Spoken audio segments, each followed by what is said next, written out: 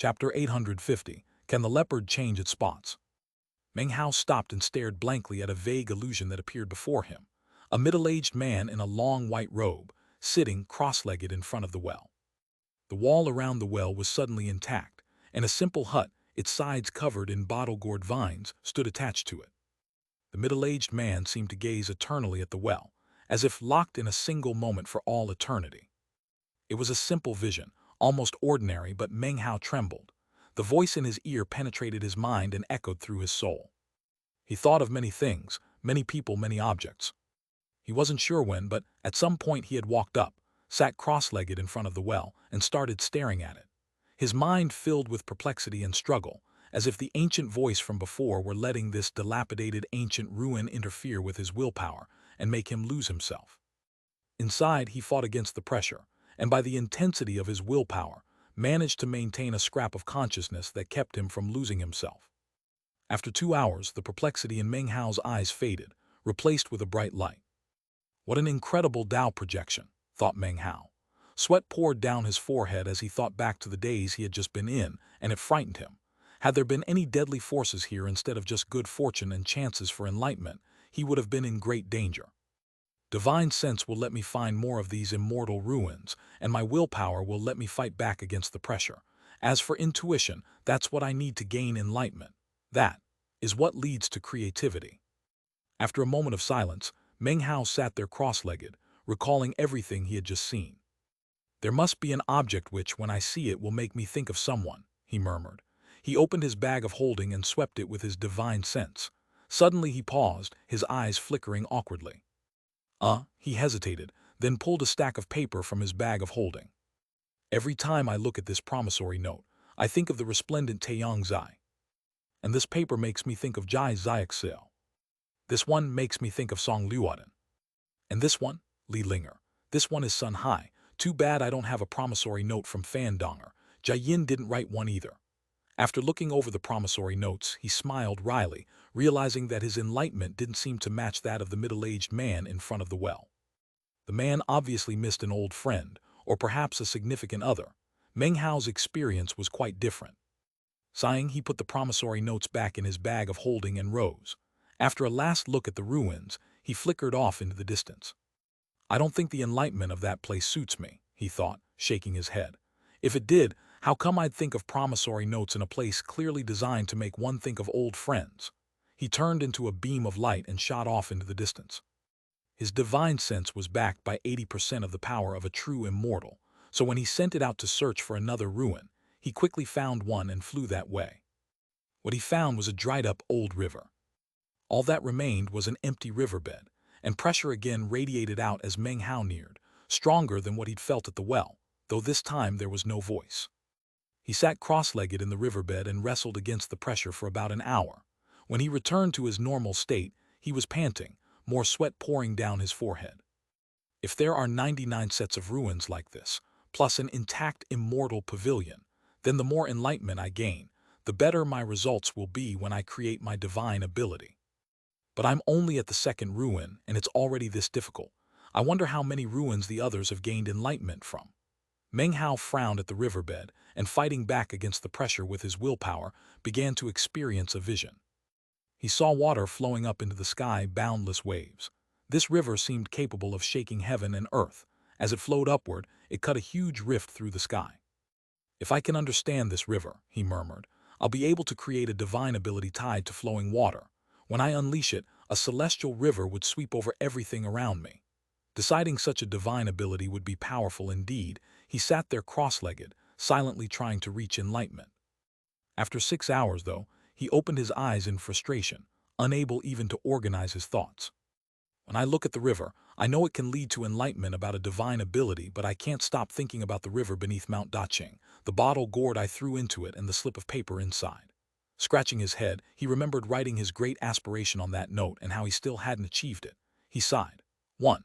In Chapter 1, Meng Hao put a piece of paper in a gourd and then threw it into the river. It was never explained what specifically was written on the piece of paper, but now we have a clue. This place doesn't suit me either, he thought. Standing, he sent his divine sense out to search for more ruins.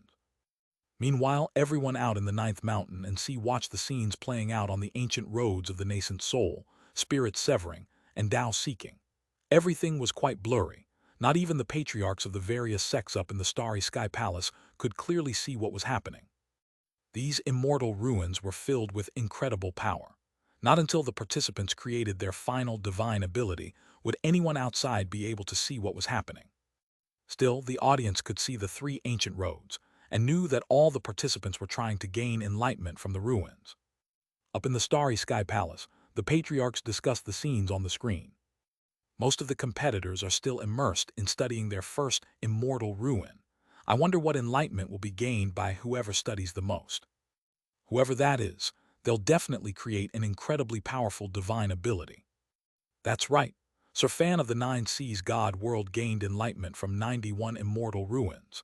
That's how he created the stunning and peerless mortal sea becomes immortal and got 19 stone steels for it. Creating divine abilities has a lot to do with one's disposition.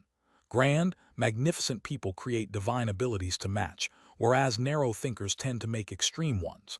Different personalities, different divine abilities. The patriarch from the Burning Incense Stick Society looked over at Meng Hao's screen. Huh, Fang Mu has already gained enlightenment from 2 immortal ruins. 2 bright dots shown on Meng Hao's screen. Meanwhile, on the ancient road of the nascent soul, Fatty sat next to a woodpile, seemingly in a daze. The pile seemed ancient, as if it had stood for countless years, and towered over 300 meters tall. At its very top was a magic fungus. It was enormous, shaped like a millstone, completely violet and fragrant. Fatty swallowed, his eyes shining.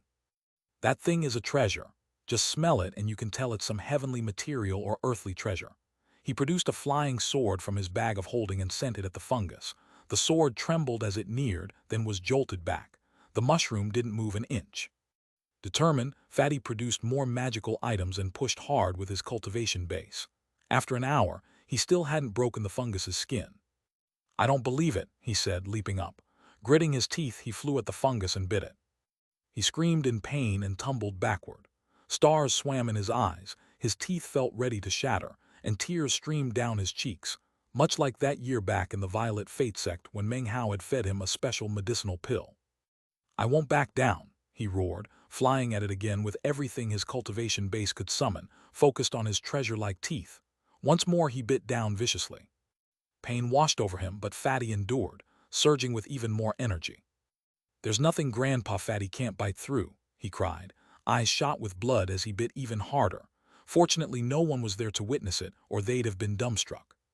Painted, the scene would have shown Fatty looking like a wolfhound, tearing at the fungus with his teeth. After an hour of this, Fatty roared and finally bit off a tiny chunk. Eyes bright red, he chewed it viciously and swallowed. He was about to continue when a tremor ran through him and he flopped onto his back, unconscious. 2 hours later, he opened his eyes blank. What a dream, he thought. I saw myself creating a divine ability. His eyes began to shine, and he resumed ripping at the fungus until he tore off another chunk, then passed out again. The cycle repeated so many times that even Fatty lost track. Eventually, he'd eaten about half the fungus. Also on the ancient road of the nascent soul was Chen Fan, standing silently by an enormous boulder, a brush in hand, his expression blank as if submerged in reverie. Finally, he extended his hand and began to draw a woman. It was none other than his wife, Shan Ling. My spirit has darkened, he murmured, but I won't forget love, not for the rest of my life. Elsewhere, Wang Yaokai sat cross-legged before an enormous, utterly ancient bronze mirror, staring at his own reflection. His expression shifted between viciousness, blankness, and enlightenment. He had been sitting there a long time. His voice was hoarse. When I look at the world, at heaven and earth, I see the future and the past. But I know these eyes of mine can see more than that. He seemed almost on the verge of madness. When Meng Hao, Dong Hu, and Wang Yaokai had joined the Reliance sect that year, Meng Hao could be described as quick-witted, Dong Hu as somber, and Wang Yaokai as stubborn. Chapter 851, Loyal Personality. There was one other familiar person on the ancient road of the nascent soul, Li Shiki. She wore a long white robe and walked slowly across the black soil, sending out divine scents until she found an immortal ruin in the distance. She would not make her selection casually, nor rashly test herself against it. That was her personality. After a while, she came across a blood-colored lake. Once vast and deep, little remained of it now. At the very bottom, a bloody flower was visible. An orchid red as blood. A blood orchid. Xianxia looked at it silently for a while, then a gleam of determination appeared in her eyes and she walked toward it. This was the first ruin she had chosen, and now that she had decided, she would see it through to the end. That was her personality. "There is much good fortune in this world," she murmured, "and I can't have all of it. I just want something suitable for me, something good enough." As she walked toward the blood orchid, the pressure grew. Eventually she sat cross-legged, her expression blank as she submerged herself in contemplation. Virtually everyone on the three ancient roads was similarly deep in contemplation. Some, like Xianxia, chose carefully. Others tried one immortal ruin after another. Different personalities, different paths. Time passed. Everyone fought for their own future, attempting to gain enlightenment for their own divine ability, while the crowds outside in the ninth mountain and sea watched closely and patiently. This was the creation of a divine ability, not some copy of an existing magic. The more time spent developing it, the more likely it would prove breathtaking. After these three stages, some will become famous overnight and draw the attention of every sect. Some might even be recruited immediately, whether they're on the name lists or not. There will also be people who suffer disastrous failures and lose any advantage they had. We have to watch closely in case someone creates a 10-steel divine ability. That person would surely be deemed chosen. Conversations like this played out across the ninth mountain and sea wherever people had gathered to watch the trial by fire. Some were chosen like Xianxia, who had been to planet South Heaven, but most had never seen Meng Hao, only heard his name. All of these chosen watched the trial by fire with their own thoughts and feelings, knowing that some of these competitors might one day be their rivals within their own sect. 3 days passed. Meng Hao had already passed through 19 immortal ruins, leaving each one disappointed and wondering if something was wrong with him. "It's so depressing," he sighed. "Why does the enlightenment at each of these ruins always have to do with spirit stones?" He was walking up to an enormous copper mirror that, the instant he laid eyes on it, filled him with the urge to pull out a spirit stone and set it on the surface. After a moment he left the mirror, his face set with determination. "Apparently every one of these ruins makes me think of spirit stones, which inevitably leads to promissory notes. Fine, then I'll make a divine ability that's completely unique." Taking a deep breath, he made his decision, eyes shining with a strange light. The more he thought about it, the more sense it made. His body flashed as he shot off toward another immortal ruin. Fatty had passed out and woken repeatedly over the past few days. Each time he'd grab the mushroom and chomp a few more bites.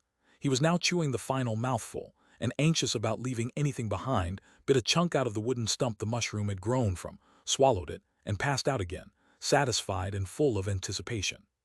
Chen Fan still stood before the boulder, painting his wife, his brush moving faster, Shan Ling's image growing clearer and more lifelike with each stroke. Wang Yaokai still sat before the bronze mirror, his eyes so bloodshot that tears of blood dripped onto his clothes. His body trembled, blue veins bulging on his face and neck, his expression savage and hideous. "I can see more than this." As Xianxia quietly stared at the blood orchid, her white clothes began to turn the same red as the flower itself. 3 more days passed. Meng Hao had now passed through 39 immortal ruins.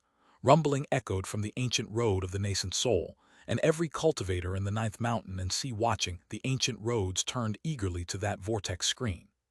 Someone succeeded. "It's coming from the ancient road of the nascent soul. I wonder how many stone steels will appear." The patriarchs in the palace floating in the sky all looked over. On the ancient road of the nascent soul, an old man threw his head back, laughing uproariously. He waved his hand, and the black mud and soil around him lifted into the air and coalesced into a statue with 3 heads and 6 arms, emanating shocking might the instant it formed. "I have gained the enlightenment of this barrow," he declared. "This soil contains spirits, spirits I will transmogrify into the divine wills of the people buried here. This will become my divine ability, descent of the spirits."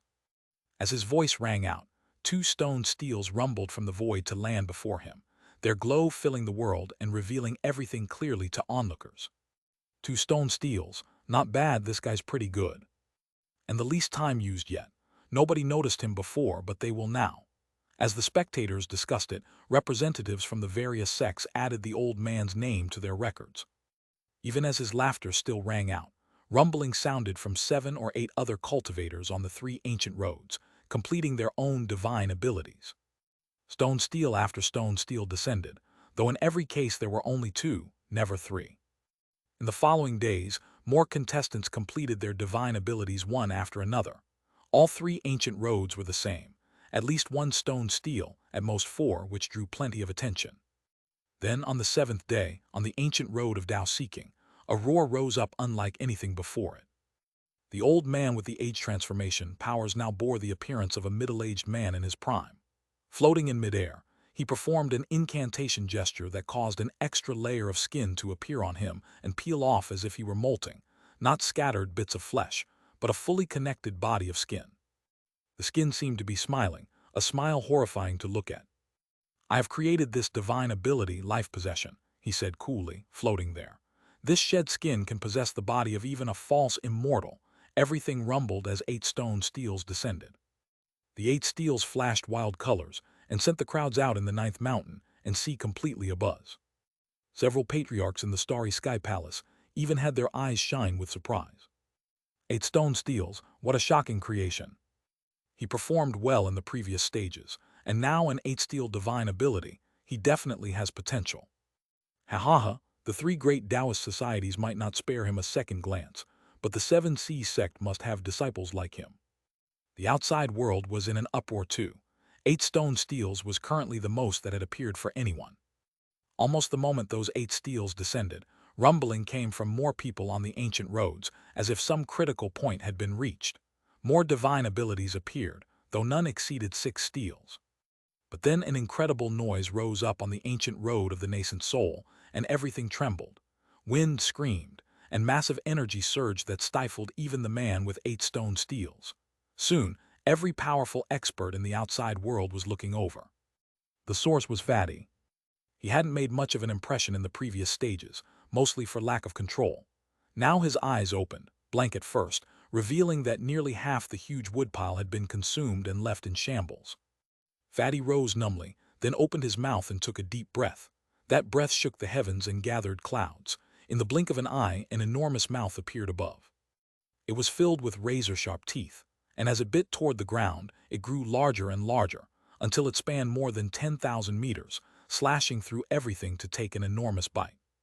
Everyone outside looked on with wide eyes and slack jaws. The heavens rippled as 13 stone steels descended, rumbling, floating around Fatty as his eyes cleared of their reverie. 13 stone steels. What divine ability did that fat guy create? 13 stone steels. Second only to Sir Fan back in the day. This little Fatty is extraordinary. I never imagined such powerful intuition. In the starry sky palace, the sect patriarchs watched with wide eyes. Even the 3 Taoist societies were shocked. The patriarch from the Paleo-Immortal Mausoleum, one of the 5 holy lands, rose with incredible speed, and before anyone could react, shot forward and vanished into the screen. 4 other patriarchs stood too, but weren't fast enough. The Paleo-Immortal Mausoleum patriarch appeared in the world before Fatty, long gray hair draped over his shoulders, wearing a long robe. "What is the name of this divine ability?" he asked, materializing. He waved a hand, sealing off the entire area so no one else could enter. Fatty started shivering. "I'm not sure," he replied, unsure how this old man had appeared. "I just ate some of that wood and the magical fungus, then dreamed about being really hungry, and my gums itched and I kept feeling like I had to file my teeth and eat stuff." "Excellent, excellent. A loyal personality and an excellent divine ability. Henceforth, it shall be known as gulping down heaven. Are you willing to join the Paleo-Immortal Mausoleum as one of our disciples?" The old man's eyes shone with mysterious approval. All right," Fatty replied, blinking. Then he asked, "But what about all my beloved concubines back home? Can they come with me?" "As I thought, a man who values relationships. Don't worry, your concubines may also join the Paleo-Immortal Mausoleum." With an emotional sigh, the old man waved his hand.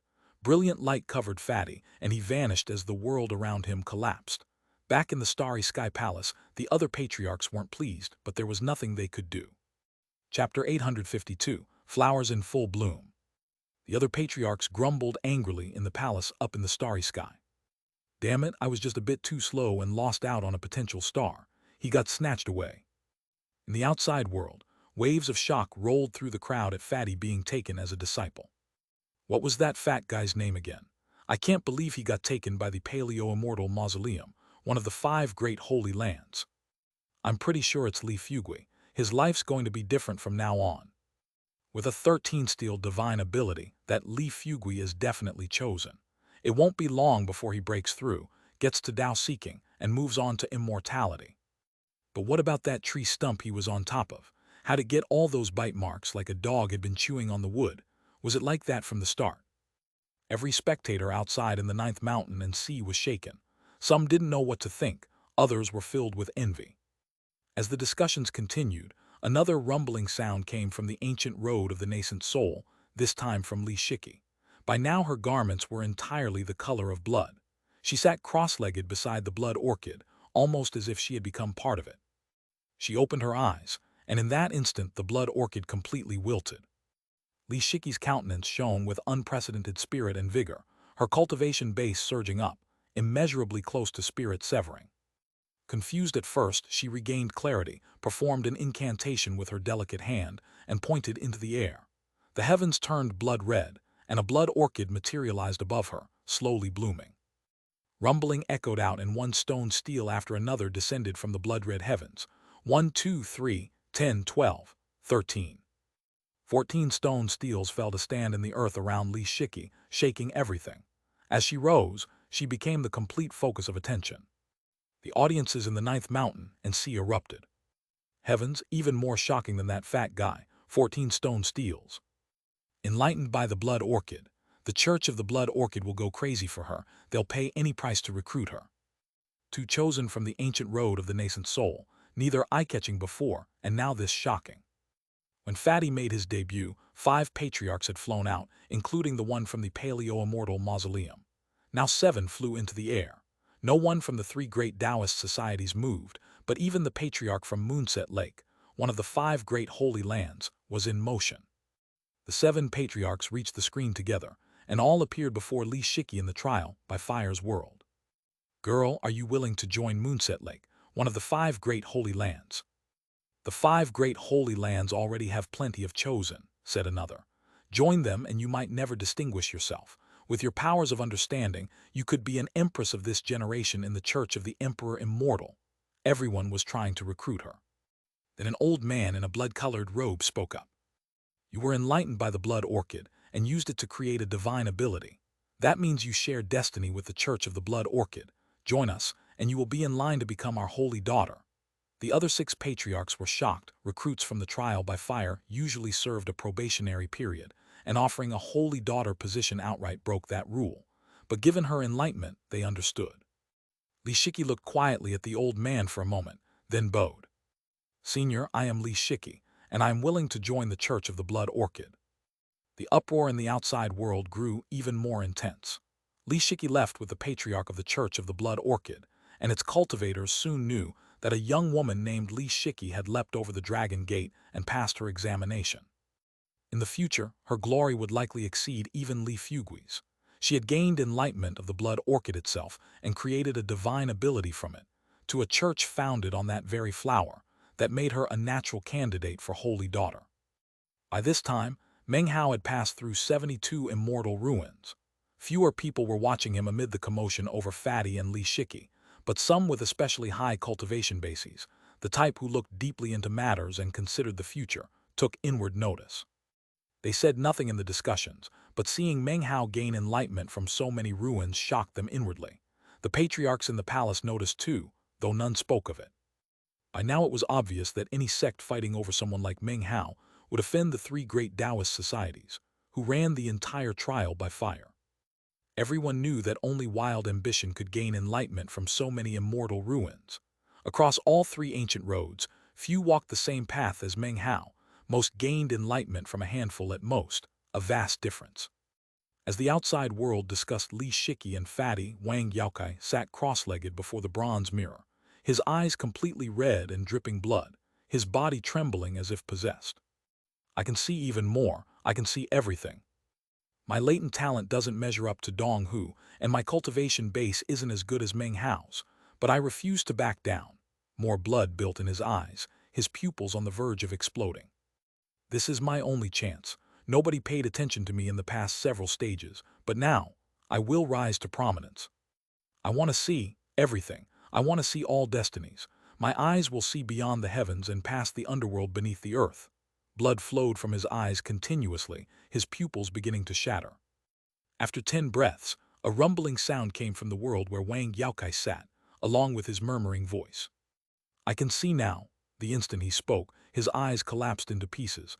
Everything before him went black, gone for eternity. As they shattered, he closed them. In that same split second, the world around Wang Yaokai cracked and exploded into pieces. As everything fell apart, he rose to his feet. Stone steels descended through the shattered canopy above, one after another, and all attention in the outside world turned to him. They saw the world shatter and the steels descend, and gasped. 1, 5, 10, 13, 15. 16 stone steels in total descended, swirling around Wang Yaokai, who stood quietly, eyes closed. Henceforth my eyes shall remain closed in perpetuity. Should they open, heaven and earth will experience shocking changes. My divine ability is called Blackest Night. As Wang Yaokai's voice rang out, the ninth mountain and sea looked on in astonishment. 16 stone steels, actually 16. That's heaven-defying. The only person who ever exceeded that is Sir Fan of the Nine Seas God world, recorded in the ancient annals. I bet even the 3 great Taoist societies are shocked. In the starry sky palace, many patriarchs gasped watching Wang Yaokai, shocked despite themselves. He destroyed his own eyes to create this divine ability, leaving him blind. But his battle prowess, even in the nascent soul stage, he can slaughter spirits severing. When he reaches Tao seeking, if he opens his eyes, the result will be shocking. How ruthless, how stubborn. 10 patriarchs flew toward the screens with incredible speed. The fastest, from Moonset Lake, did not enter the screen but turned and clasped hands to the others. Ladies and gentlemen, fellow Taoists, the Taoist magic of Moonset Lake suits this child well. After the moon sets, there is no light in the sky, only the endlessly deep black night. I request that you not fight me over this one. Taoist elders of the 3 great Taoist societies, give some face to Moonset Lake and will repay the favor in future days. He clasped hands and bowed deeply, somber. Everyone else stopped, eyes glittering, saying nothing, looking instead to the 3 great Taoist societies. The patriarch from the Nine Seas God world thought a moment, then nodded. I take no issue. At the center of the 3 great Taoist societies, seats sat an old man with the bearing of a transcendent being, in a white robe, calm, immortal chi swirling around him. There is a person here who has destiny with the immortal ancient Taoist right. He will not join us during this trial by fire. The only reason I agreed to hold this event was to see him. This is not him, so I'll do nothing to stop you. Next to him sat an old man from the Sublime Flow Sword Grotto, smiling a smile that was somewhat cold, almost like a fierce sword. I've also taken a liking to this child, but, His face flickered mid-sentence as he looked over at the screens. Beside him, the patriarchs from the Nine Seas God world and the immortal ancient Taoist rite did the same. 91. He's gained enlightenment from 91 immortal ruins.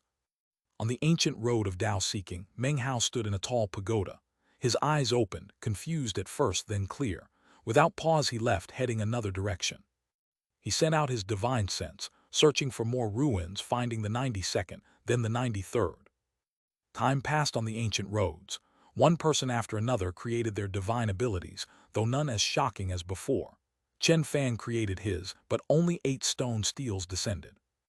At any other time it would have been shocking. Now it was nothing special. More attention now went to those who hadn't yet created their divine ability, but kept gaining enlightenment from the ruins. Everyone understood these would either fail spectacularly or succeed heaven-defyingly. Once again, Meng Hao became the center of attention. He had now exceeded Sir Fan. 96. Could he really gain enlightenment from all 99 ruins? Less than 100 people ever have. And of those, only Sir Fan created a 19-steel divine ability from it. No one else measures up to Sir Fan. I wonder how many stone steels will descend when Fang Mu creates his. Chapter 853, 9 Bridges. Outside in the 9th mountain and sea, everyone watched Meng Hao and discussed his progress. Maybe he'll outdo Wang Yaokai, or maybe he won't match up. No way he'll come in behind Wang Yaokai. Less than 100 people have ever gained enlightenment from more than 90 immortal ruins. This Fang Mu has terrifying divine sense and incredible willpower. Creating his divine ability will truly test his intuition. In the starry sky palace, every patriarch stared fixedly at Meng Hao's screen. While everyone paid such close attention, Meng Hao stood atop a towering cliff, his eyes opening, blank as before. Then he headed off in another direction.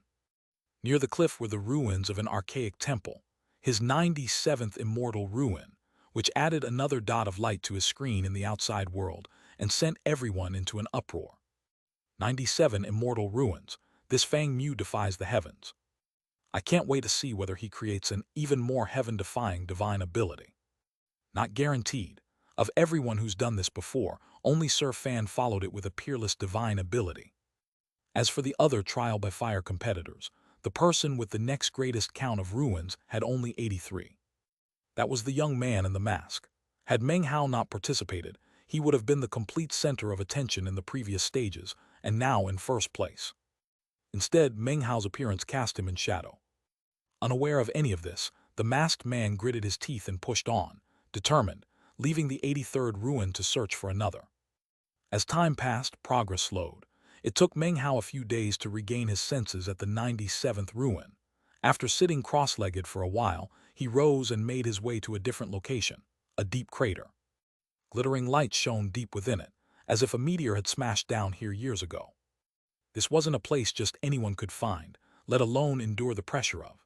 Only Meng Hao, with his incredible divine sense and shocking willpower, could descend into the crater and sit cross-legged. 98. The crowds outside were shocked, and the patriarchs watched with glittering eyes. Only one more, and that's all 99. No one in the spirit realm has ever gained enlightenment from so many ruins on the ancient road of Tao seeking. Who is this Fang Mu? Where is he from? If he pulls this off, his fame will shake the entire ninth mountain. The outside world was abuzz, but the palace in the starry sky was dead silent, every patriarch watching closely, none speaking. As for the other trial-by-fire competitors, no one paid them any attention. Even the masked young man, who had just reached the 88th ruin, trailed far behind Meng Hao's clear first place. 5 days passed. Meng Hao slowly opened his eyes, exhausted, even more blank than before. He had teetered on the edge of never waking. The crater was filled with fragments of stone, each emitting a different aura, combining into an ancient vortex that influenced the mind. It was as if he'd experienced a Taoist magic straight from an ancient era. Someone had waved a hand, crushed a star into a meteor, and slammed it into the ground. The blow had cracked the land and shattered some heavenly bodies above. In that instant, Meng Hao felt his own divine sense being ripped to shreds. Only his intense willpower let him claw his way back to lucidity. More and more difficult, he thought. I've gained enlightenment from 98 immortal ruins now. Ling Yunzi said there are 99 ruins total, and after that, an intact immortal pavilion. But even sending my divine sense out, I can only sense the final ruin, not any pavilion. And even that sense is vague, just a general direction, nothing specific. Still, I have a premonition that it's very dangerous. After a moment he stood and walked silently out of the crater, then stood at its edge thinking. He hesitated between continuing on or creating his divine ability right here. By now, he already had some idea of what he wanted to make. After a moment, his eyes shone with decisiveness. He wasn't the type to back down easily, however great the danger, stubborn as ever. Otherwise, he'd never have traveled the long road from scholar to 80% the power of a true immortal. The more powerful the divine ability, the more stone steels descend, and I need stone steels. Taking a deep breath, he cast aside his hesitation and headed toward the 99th immortal ruin, as his divine sense indicated. Though he didn't know its exact location, Meng Hao was confident he'd find it. It would just take time. 1 day, 2 days, 3 days. The palace in the starry sky was completely silent as the patriarchs looked on. Then an archaic voice echoed out, an old man from the Kunlun society, who hadn't spoken yet or solicited any recruits. Can he find the 99th immortal ruin? Actually, I'm curious about something. This ruin, shared by all 3 ancient roads, what does it look like? Fellow Taoists of the 3 great Taoist societies, could you quell my curiosity? Any other sect asking would have been ignored, but the Kunlun society was different. The 3 patriarchs exchanged glances, and the old man from the 9 Seas god world spoke. According to legend, during the Great War, the three exalted paragons united all the immortal ancient Dians. They extracted all the immortal chi from the world and sacrificed it to a boundless spirit, the fallen Paramita heaven-trampling foundation. 1. Here is some more information about Paramita. Also, I translated Paramita as resurrection in the resurrection lily. When I first researched the resurrection lily, I came across references to Paramita in connection to the lily. It could have been translated Paramita flower or Paramita lily. However, the Paramita lily is a real flower which, in real life, is sometimes called a resurrection lily, because of how the dead flowers once again bloom in summer. In any case, to forestall any confusion, the Paramita referenced here does not have a connection to the resurrection lily, and I think in this situation, Paramita is definitely the more accurate translation. The words drew a collective gasp. Looks of astonishment crossed every face. Some patriarchs even rose to their feet. What? The legendary Paramita Foundation. The Kunlun elder's eyes went wide. He said nothing but was clearly shaken. Time passed as Meng Hao searched for the 99th ruin.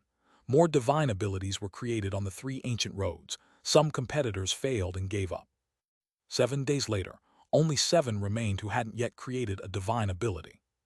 Those 7 drew intense scrutiny.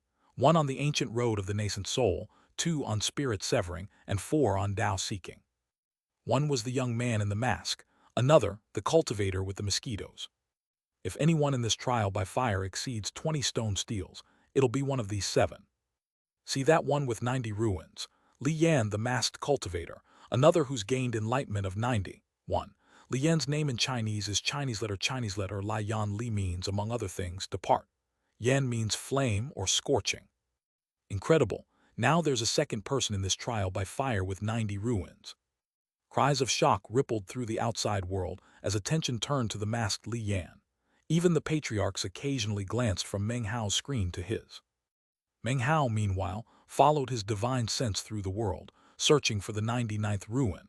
After 7 days he felt certain he'd thoroughly explored every area it indicated, yet still hadn't found it. Just, where is it? He stopped, frowning, looked around silently, then closed his eyes. Sending his divine sense out again, he could vaguely sense immortal ruins ahead, but when he opened his eyes he saw nothing. Muttering, he closed his eyes again and walked forward blind.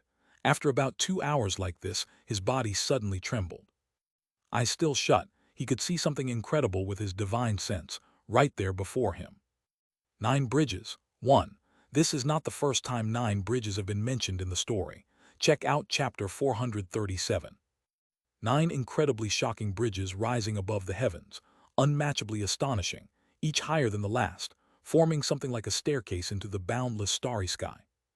Examining them with his divine sense, Meng Hao sensed that anyone who walked these 9 bridges to their end would become matchlessly powerful.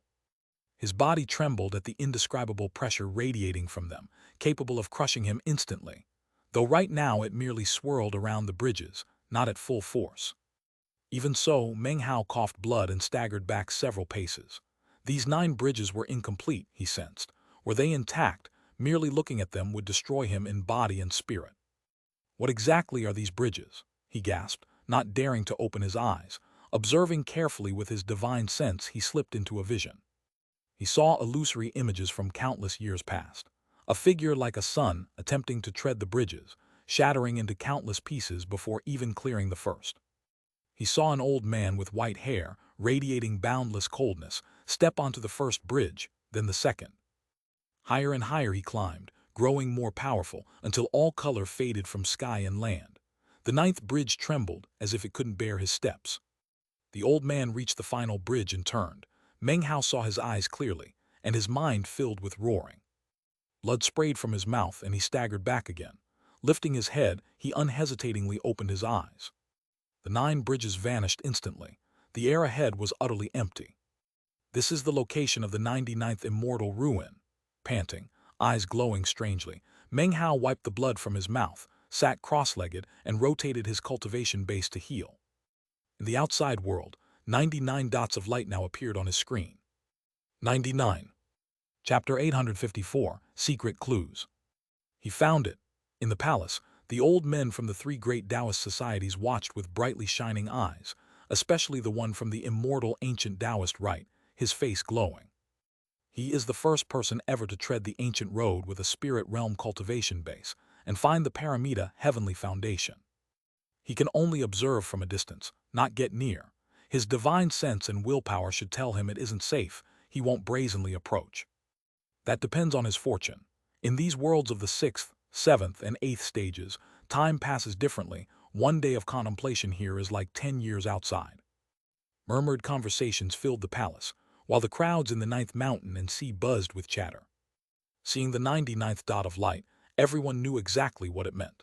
The name Fang Mu was now deeply imprinted in every heart. Amid the outside tumult, Meng Hao opened his eyes, breathed heavily, gritted his teeth, and closed them again, sending his divine sense out to observe the 9 astonishing bridges once more. They appeared complete, but Meng Hao knew that if they truly were, merely looking at them would have killed him. Even observing from a distance injured him now. It was fortunate the bridges were broken down, otherwise, given his cultivation base, his divine sense would have been annihilated on contact. 9 heaven-defying bridges like this destroyed. These are no mere bridges. They were made to let cultivators punch through to an incredible realm of power. I never imagined I'd see something like this here. This is extraordinary good fortune. His mind suddenly trembled.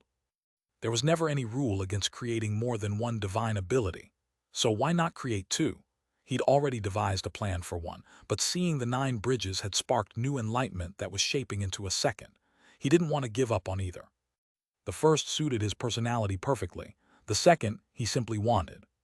Taking a deep breath, he set the thought aside and focused his divine sense on the bridges and on resisting their pressure, imprinting the image on his mind, and edging closer to draw a bit more good fortune from the weight bearing down on him. Time slowly passed. 10 days later, only 4 competitors remained. The other 3, realizing they couldn't keep gaining enlightenment, created their divine abilities. The one with the most ruins had found 76. Their creations were powerful. One caused 11 stone steels to descend, drawing plenty of attention. 10 more days passed, and of the 4 remaining, 2 more created their divine abilities. One was the young man with the mosquitoes, who had found 89 ruins and now produced a 13 steel divine ability, astonishing many and rocketing to prominence. Only 2 remained now, Meng Hao and the masked Li Yan. Li Yan had found the 93rd ruin, now the second person in the trial by fire to exceed Sir Fan. The 2 of them held the attention of the entire 9th mountain and sea. 3 more days passed. Meng Hao coughed blood, his vision blurring. Over these 20-some days, he had been injured repeatedly, forcing himself to keep contemplating the 9 bridges and imprinting the first one on his mind. It was brutal, but his intense willpower let him grind on. He wasn't ambitious enough to try memorizing all 9, only the first. Finally, on the 21st day, in this place, equivalent to more than 200 years outside, rumbling filled his mind, and his eyes shone with enlightenment as the full image of the first bridge materialized before him. In that instant he sensed exactly how damaged it was. 99% of it vanished, and the first bridge turned out to be nothing more than a fist-sized rock. Just a stone, yet even looking at it made him cough blood, and he knew approaching it would destroy him in body and spirit. Those 20-odd days of contemplation had been 200 years and more outside. The moment he understood the bridge's true state, its outline appearing in his mind, a vision rose before his eyes.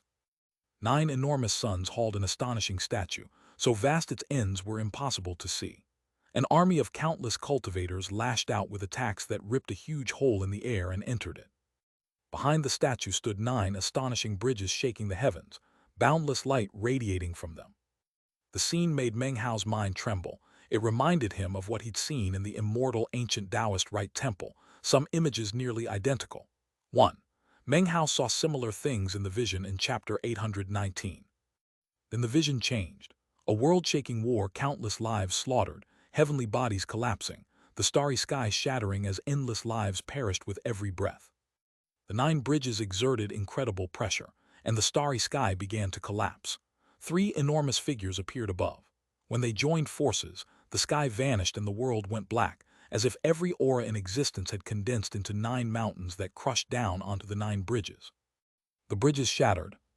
The vision ended abruptly, too fast for Meng Hao to analyze before it vanished, leaving him standing there, jaw slack, eyes wide, mind blank and trembling. Those 9 mountains, he panted. He'd only glimpsed a fragment of some vast secret. Why does my world consist of only 9 mountains and 9 seas, 4 planets circling each one? I never thought much of it before, but why is planet South Heaven so special? Why did that outsider want my parents to guard it? And that place beneath the ancient Tao lakes on planet South Heaven, that crushed, sealed being said something like, "Immortals are the source of all chaos." 2. I think this might be a slip-up on Jen's part. In the scene underneath the ancient Tao lakes in chapter 731, nothing is mentioned about immortals being the source of chaos. I double-checked with the original Chinese and didn't see anything to that effect. The only similar words were actually uttered by that monkey in chapter 789, and were heard by Meng Hao in his other vision in chapter 819. I'll continue to check into this to see if there's a reference I missed, and if any of you readers happen to know, please feel free to leave a comment. What does that mean? His breathing was ragged and he shivered all over. He had some idea now but didn't dare believe it was true. His mind still trembling, the 9 bridges vanished before him, and this time for good. Even his divine sense couldn't find them again. After a long silence, Meng Hao sighed. The vision was far removed from his current situation, and given his cultivation base, he wasn't qualified to probe such secrets yet. One day, I'll understand it all, he thought, eyes shining with determination. He took a deep breath and sent his divine sense out one last time. Unable to locate the bridges, he turned to search for the immortal pavilion Ling Yunzi had mentioned. Several days later, he remained empty-handed. No method, not even searching blind, revealed any pavilion. Now fairly certain he wouldn't find it, he sat cross-legged where the 9 bridges had stood and began creating his divine ability. He slipped quickly into a trance. Ideas and flickering images flitted through his mind as the enlightenment from the 99 ruins merged together, until a will exploded from within him, a divine ability that belonged to him alone. As Meng Hao pieced his enlightenment together, Li Yan passed the 95th ruin but couldn't find the 96th, and after a while had no choice but to stop, regretful, and begin creating his own divine ability. By now, everyone in the 9th Mountain and Sea, and the patriarchs in the Starry Sky Palace, waited to see what Meng Hao and Li Yan would create.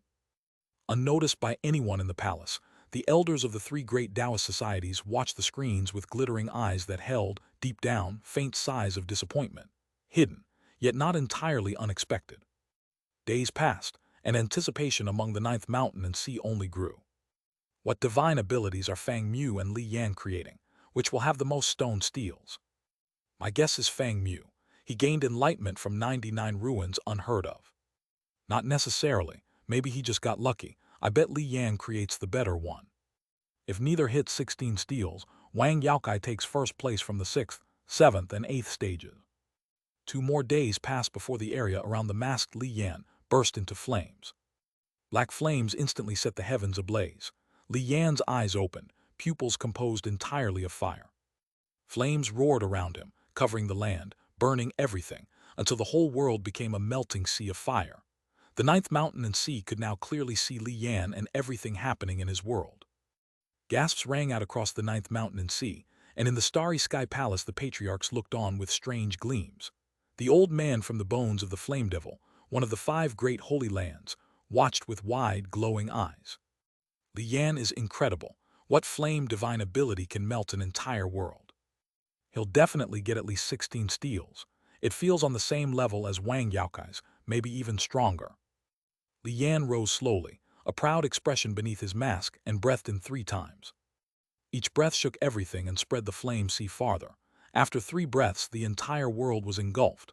Then he inhaled deeply. All the flames in the world churned and rolled toward him, sucked into his body. A rumbling sound emanated from within him, and though no flames were visible, merely looking at him now brought twinges of pain like fire. A body magic. Heavens, that's the hardest thing to create, a body magic.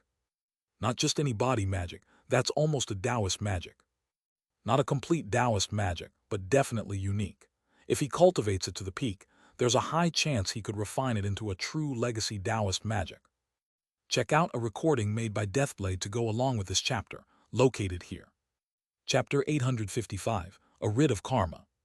Everyone in the 9th Mountain and Sea was shaken. In the Starry Sky Palace, the patriarchs looked on with strange gleams in their eyes. The elder from the holy land of the bones of the Flame Devil chuckled and rose. Presumably, this young man isn't the type the three great Taoist societies would select.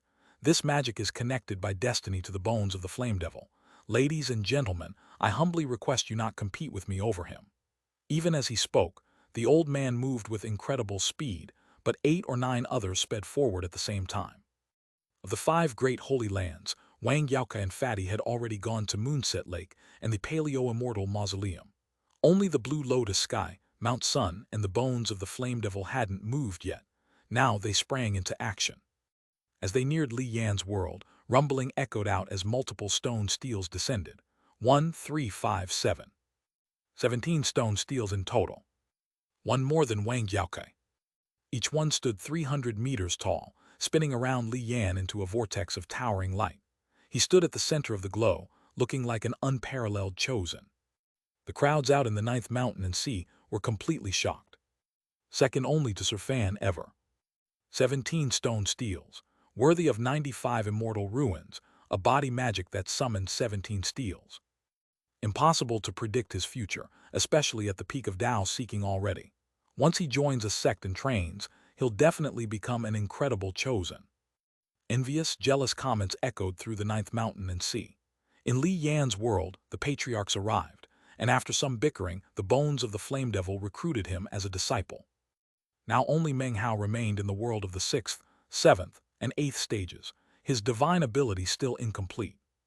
Everyone watched closely, including the 3 great Taoist societies up in the palace.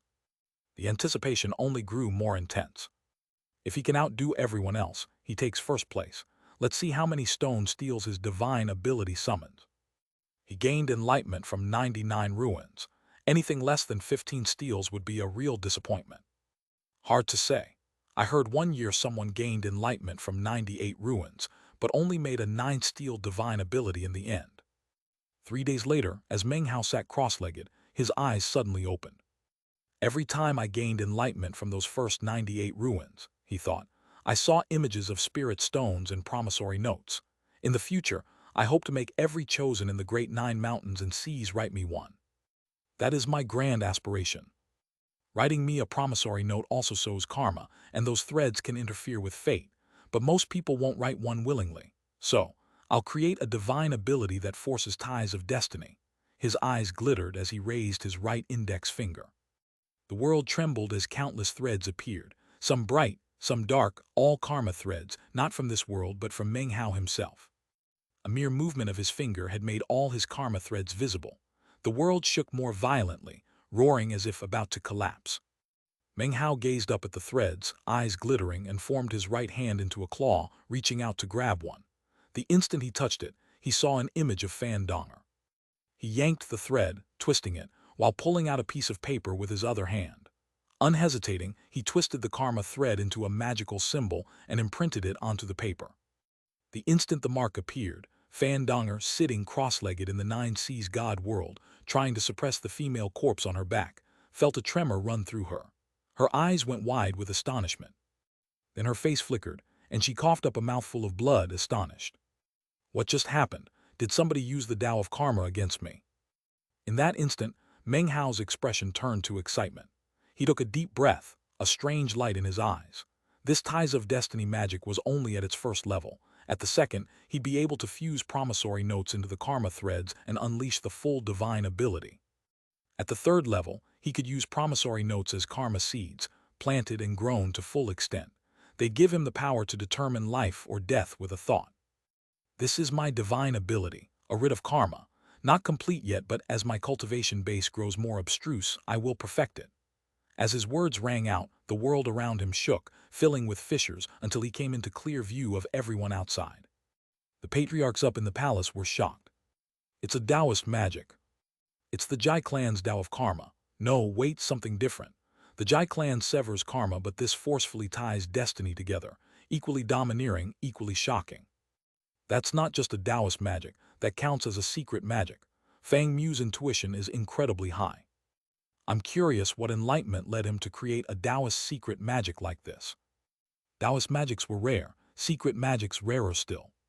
The spectators out in the 9th mountain and sea watched with wide eyes, gasping in unprecedented astonishment. This defies belief.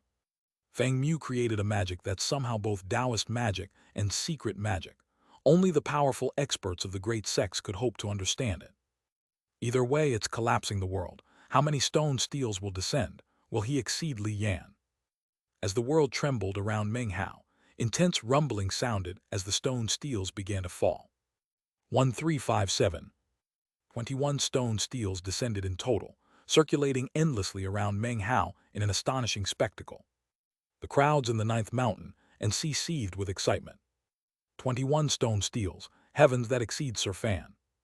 Inhuman, his battle prowess is monstrous, his creativity inhuman. We never even saw his latent talent, and it must be extraordinary. He'll definitely take first place. The three great Taoist societies must be in shock too. 21 stone steels. Fang Mu's going to be famous across the ninth mountain and sea. In the starry sky palace, the patriarchs of the three great Taoist societies sat as before, but everyone else had already leapt to their feet, eyes shining. If the three great Taoist societies passed on Meng Hao, the rest were ready to fight over him. Every disciple recruited before him could still be considered chosen, but some people are simply beyond comparison. In the vast eastern lands, Fang Ziyufeng and Meng Li smiled at each other. Meng Li watched Meng Hao on the vortex screen with a proud smile and a heart full of love. "Little bastard," muttered Patriarch Reliance. "Good thing you didn't lose me any face in the end." Pill Demon and Chu Yuyan both sighed lightly. Chu Yuyan didn't quite understand Meng Hao's fixation on promissory notes, but Pill Demon did, a strange expression crossing his face. Most of the crowd didn't understand karma well either, but they could guess the gist of it. With a magic like this, who will ever dare refuse to write me a promissory note? Meng Hao thought, inwardly delighted and thoroughly satisfied. Everyone assumed the three great Taoist societies would swoop in to recruit him. The Nine Seas God World and the Sublime Flow Sword Grotto were clearly moved, just about to open discussions with the immortal ancient Taoist rite, when Meng Hao suddenly closed his eyes again, sinking back into contemplation. This instantly shocked everyone. What's he doing? Could it be another divine ability? Even as the shock spread, a bright light shone around Meng Hao and the music of a great Tao echoed out. He truly was contemplating enlightenment. He hadn't absorbed the power of the 21 stone steels yet because, in his current state, he was ready to use his understanding of the 9 bridges to create a second divine ability. He's actually creating another one. How is that possible? He already made one. Does he think creating divine abilities is as easy as eating or drinking? Every spectator was completely shocked, even Meng Hao's own parents. The patriarchs in the starry sky palace stared with wide eyes. Li Yan and the other waiting competitors stared at Meng Hao in a daze. Only a few hours later, massive rumbling surrounded him, and intense energy surged up. Because the previous world had already collapsed, the energy visibly affected the altar he sat on. Everyone could sense this new divine ability was incredibly shocking without even needing to see it. He's creating another one. What kind of jinx is this guy? The crowds were in an uproar when Meng Hao suddenly frowned. "No," he murmured, "my thinking was a bit off." He waved a hand, extinguishing the energy that had shocked everyone, and began to contemplate again. Everyone was left speechless. The other competitors smiled bitterly. The divine ability Meng Hao felt was off, was already far more powerful than anything they'd created. Not one of them had words for it. A few hours later, energy surged from him again, but then, "Off again," he said angrily, quashing it once more and starting over. The crowds looked at each other, dumbfounded, smiling wryly at his screen. The patriarch's eyes shone brightly, bracing for a struggle. No one wanted the three great Taoist societies to recruit a cultivator this inhuman without a fight. The patriarchs of the three great Taoist societies gaped in astonishment, then exchanged glances, in each other's glittering eyes, anticipation, and something hidden deep within. Hope. Chapter 856, Paragon Bridge. They had held this hope through every trial by fire ever hosted in the ninth mountain and sea. A far more important reason than disciple recruitment. The three elders panted slightly, but their cultivation bases and discipline held. No expression would give away what years of hope they'd invested in this event. Yet a virtually imperceptible flicker of astonishment showed in the eyes of the old man from the Kunlun Society, who seemed to have picked up on a few of the oddities. Time passed slowly. Hours later, rumbling again surrounded Meng Hao, vanished quickly, then returned with even more intensity. The divine ability he was creating was growing in power. The audience stared fixedly at the vortex screens, at the cross-legged Meng Hao, waiting in keen anticipation. That Taoist magic caused 21 stone steals. Now he's making another, if he succeeds. How many steals this time? Unheard of. The ancient records say nothing about the first trial by fire, but from the time records began until now, nobody has shaken the stars like this Fang Mu. A chosen like that would draw attention no matter which sect he joined. Strange that nobody had heard of him before today.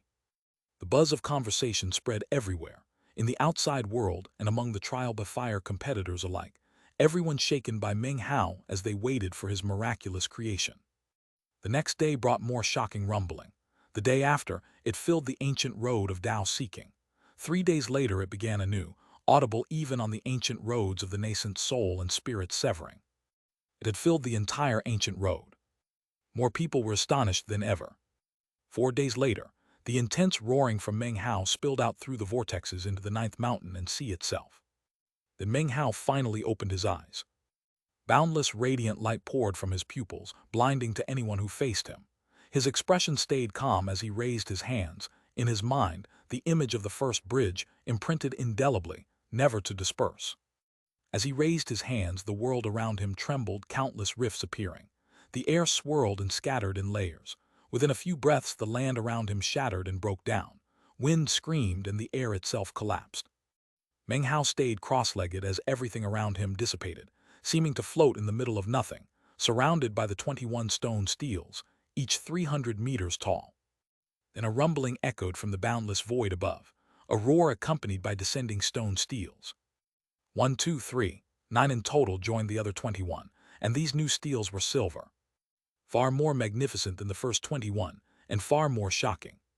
The patriarch's eyes widened, and the crowds out in the ninth mountain and sea fell into disbelieving uproar. He hasn't even finished creating it. He's just mobilizing energy, and stone steels are already descending. Silver-colored steels, I've never heard of such a thing. This divine ability must be heaven-defying, if a mere surge of its energy summons steels before it's even complete. What divine ability is this? While the crowds argued, Meng Hao sat calm-faced, devoid of joy or sadness, his mind immersed in silent contemplation of the first bridge. His energy grew more intense. After the time it takes an incense stick to burn, the bridge's image in his mind suddenly expanded, in the blink of an eye covering his entire body. He had become the bridge, and the bridge had become him. More striking still was the indescribable pain that filled him, an anguish as if 100 streams of qi were ripping his insides open. Great beads of sweat rolled down his face, as 100 meridians appeared within his body.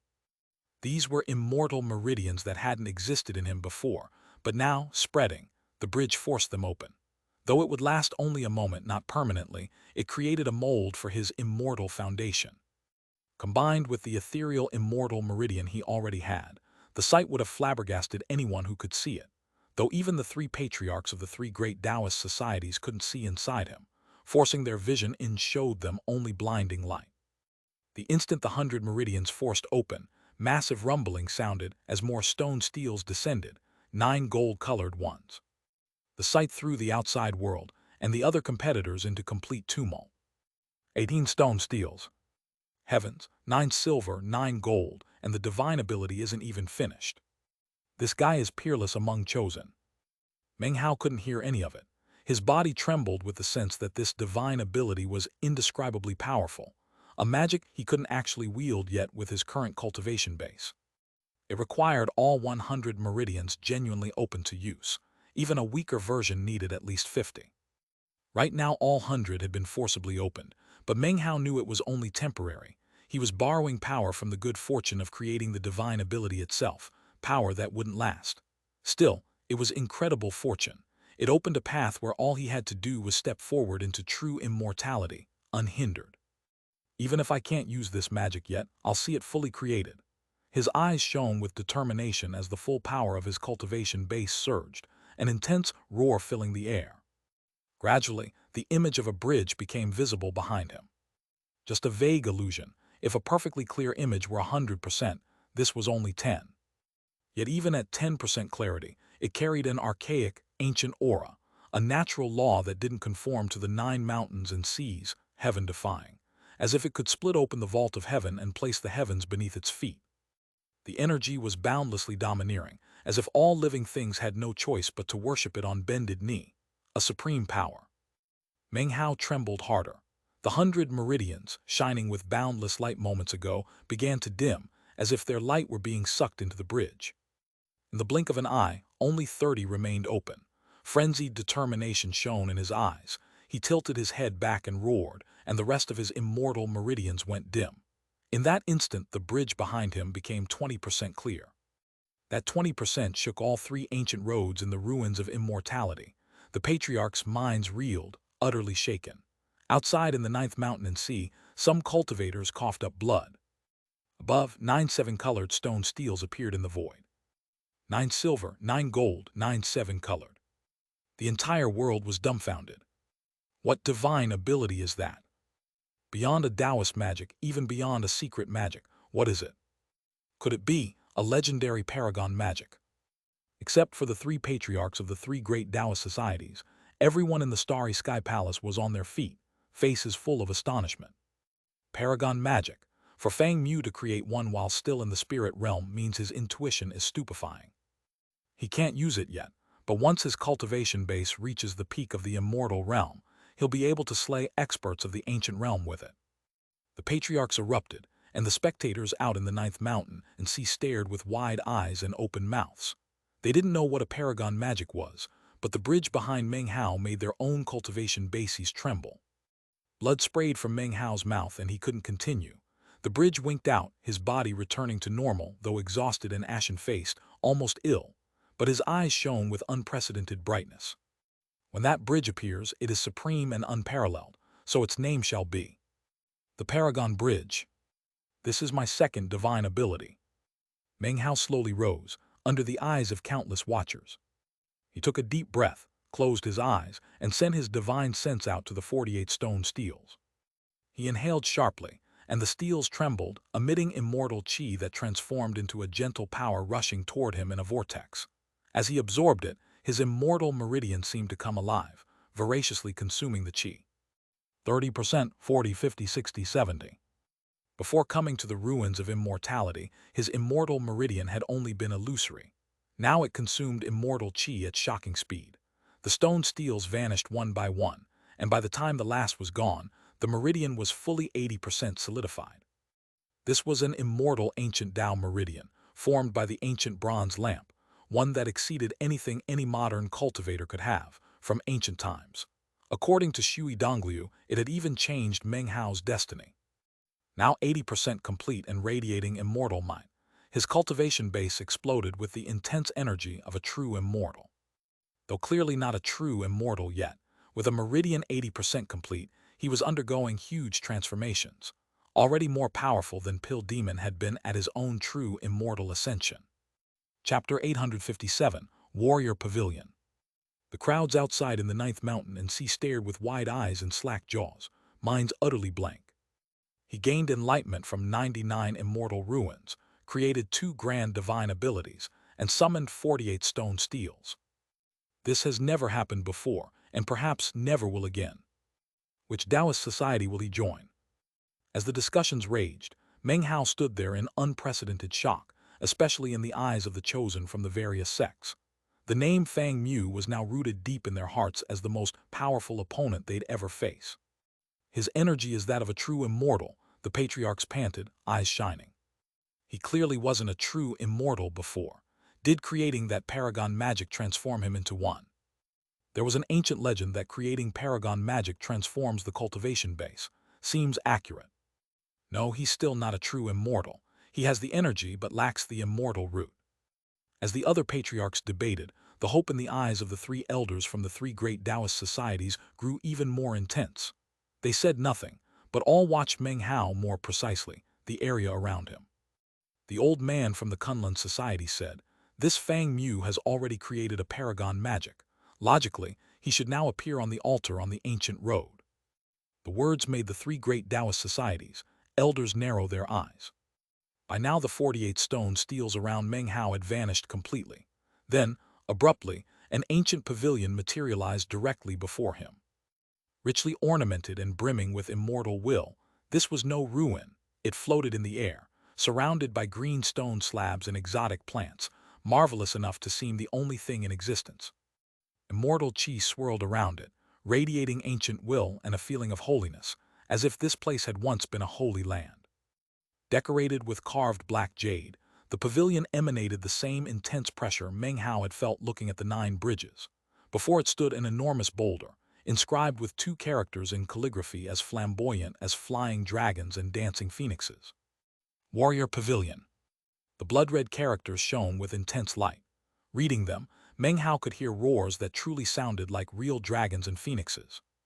The crowds outside couldn't see clearly, because the vortex screen depicting Meng Hao had suddenly gone blurry. People cried out in shock. What just happened? We can't see the screen. Back in the starry sky palace, the patriarchs of the 3 great Taoist societies slowly rose. The others stared in shock, unable to see the screen either. The immortal pavilion apparently blocked everyone outside. Serious-faced, the 3 exchanged glances and transmitted 3 sentences among themselves. He found it. Activate the spell formation and unleash the heavenly communication magic. I never imagined this day would come, after all these tens of thousands of years of trials by fire. Throughout the years, we've tried every means, but never even laid eyes on it, let alone the legendary item inside. By our calculations, only someone in the spirit realm can find the immortal pavilion. No one could hear their words, but the old man from the Kunlun Society narrowed his eyes. After a moment, his face lit up. So the 3 great Taoist societies have repeatedly held this trial by fire not just to recruit disciples, but for another purpose entirely. Other patriarchs, seemingly recalling something, looked shaken, panting and trembling despite their cultivation bases and discipline. Fellow Taoists from the 3 great Taoist societies, this matter. The old man from the 9 Seas God world answered. This is a private affair of our 3 great Taoist societies, he said, eyes shining strangely. It has nothing to do with you, ladies and gentlemen. The trial by fire will continue shortly. Meanwhile, Meng Hao looked at the immortal pavilion, which had appeared suddenly, apparently in response to his paragon magic. Ling Yunzi said there were 99 ruins and an intact immortal pavilion. Is this the one I couldn't find before? His eyes went wide. He was about to step forward when an ancient voice was transmitted into his mind. Fang Mu, I'm Ling Yunzi of the 9 Seas God world, speaking for all 3 great Taoist societies. Use whatever means necessary to enter the pavilion and bring out a Feng Shui compass inside. Do this, and we'll give you any reward you wish, so long as it's within our power. Meng Hao's eyes flickered, but he didn't respond, stopping in place with a look of hesitation. No need to worry about danger, Ling Yunzi continued. The pavilion appeared because of your good fortune. I can't appear there myself. If I did, it would vanish instantly. You'll be in no danger going inside. Meng Hao hesitated another moment before a gleam of determination appeared, and he hurried toward the pavilion. No one outside could see what was happening, but the patriarchs of the 3 great Taoist societies panted, eyes shining strangely. They couldn't enter Meng Hao's world either, forced to remain outside after waiting years for this opportunity. As he neared the pavilion, the pressure grew more intense. Yet strangely, it dissipated for him alone, opening a personal path. His eyes glittered. Sensing no danger, he walked up to the pavilion, took a deep breath and pushed on the front door. It opened without a sound, but the instant it did, boundless light poured out, blinding, enveloping Meng Hao and spreading outward. A moment later, Ling Yunzi let out a miserable shriek. He had been following Meng Hao, trying to slip in himself. The light forced him back instantly. Blood oozed from his eyes, ears, nose, and mouth, as if he'd been cursed. Filled with fear, he shot backward and fled the world before he could be killed. Now Meng Hao alone remained near the pavilion. He stood in the light unharmed until the glow faded. He looked blankly at it, then took a deep breath. What is this place? Inside, he saw numerous shelves, shockingly filled with all sorts of magical items. A whip wreathed in dragon-like smoke, seemingly built of sinew and tendon, emanating a pressure as if refined from a true dragon. An ancient mirror, covered in cloudy mist, with some living being apparently sealed inside. A crimson eye that, though shut, gave Meng Hao a shocking feeling. A cauldron resting atop a toad, seemingly suppressing it. Farther away, a long green spear with a bone spearhead. Looking closer at the shaft's wood, his mind reeled. He recognized it. The World Tree. 1. Here's a brief recap of the World Tree. It was first described apocryphally in Chapter 109, when Meng Hao bought the spring and autumn tree at auction. It was also mentioned in Chapter 158, when Meng Hao had a vision about the origin of the lightning cauldron. In the Song clan search for a son-in-law, the competitors entered a painting that depicted the World Tree, which was also when Meng Hao met Shui Dongliu. That arc started in Chapter 194, and the World Tree is mentioned there as well as in subsequent chapters, all the way until Chapter 199. In Chapter 208, Shui Dongliu mentioned the World Tree when he speaks to Meng Hao. In Chapter 392, Meng Hao made up a story about the World Tree to impress the people of the Crow divinity tribes. In Chapter 821, Li Linger used a magical technique that summoned an illusory World Tree. A broadsword stained with black, wet blood that still seemed to hold a consciousness, emitting shocking howls. There was also a Feng Shui compass, ordinary-looking but for a white crystal set into its center, glowing gently and making the whole compass seem extraordinary. The crystal looked removable, as if the compass existed only to let it emanate its power. There were many other magical items whose uses Meng Hao couldn't guess, the whip among the strangest, though any one of them would cause a huge stir in the outside world. A desk stood in the pavilion too, holding bamboo slips and various writing utensils. Meng Hao took a deep breath, eyes shining, and stepped inside. The door shut behind him. Simultaneously, an ice-cold voice echoed out. In compliance with the last will and testament of the three great paragons, anyone with a spirit realm cultivation base who creates paragon magic may enter the warrior pavilion and select a treasure. Meng Hao looked around but saw no one else. The voice was cold and detached, emotionless, and after that single sentence, silent.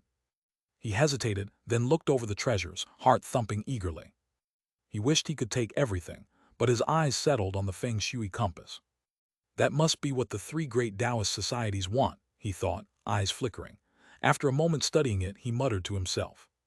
So the trial by fire's real purpose is getting someone to retrieve this for them. If I don't comply, my future outside this place could get grim. Unwilling to simply hand it over, he looked at the compass with glittering eyes, then stepped forward and picked it up. The moment he lifted it, he pulled a flying sword from his bag of holding and set to work prying the white crystal out. You people think you can profit at my expense. Never. Gritting his teeth, he shoved the sword down until a popping sound rang out and the crystal flew free. He grabbed it, smiling, and tucked it into his bag of holding. Then he checked the compass again. It looked perfect, no scratches. Clearing his throat, he looked around at the other items. That voice said I could only take one treasure, but it said nothing about repercussions for taking more. Might as well try. His heart raced as he walked to the spear and reached out, but the instant his hand neared it, a powerful force of expulsion pushed back. The cold voice rang out again. This item is not connected to you by destiny. You have already taken a treasure. You may leave now. Not connected by destiny, Meng Hao thought. Destiny is like the cause and effect of karma. Does that mean I have no karma with these items at all? A strange light gleamed in his eyes, and he cleared his throat as the seventh demon sealing hex, the magic of karmic hexing, suddenly unleashed. Chapter 858, The Last Time. The seventh demon sealing hex was unique to the League of Demon Sealers, similar to the Jai clan's Tao of Karma, but fundamentally different. As he unleashed it, Meng Hao's eyes gleamed strangely, sweeping the room. Instantly, he saw numerous threads attached to the magical items, karma threads. Every item had a karma thread tying it to the warrior pavilion, and now he could see each one clearly. So even magical items carry karma, he thought. Good, that eases my mind. Clearing his throat, he glanced around craftily. First, hex the karma on these items, then form a destiny connection with them. He waved his hand, spreading the seventh demon sealing hex over every item in the pavilion. Bright light shot out in all directions in an instant, and the entire pavilion shook.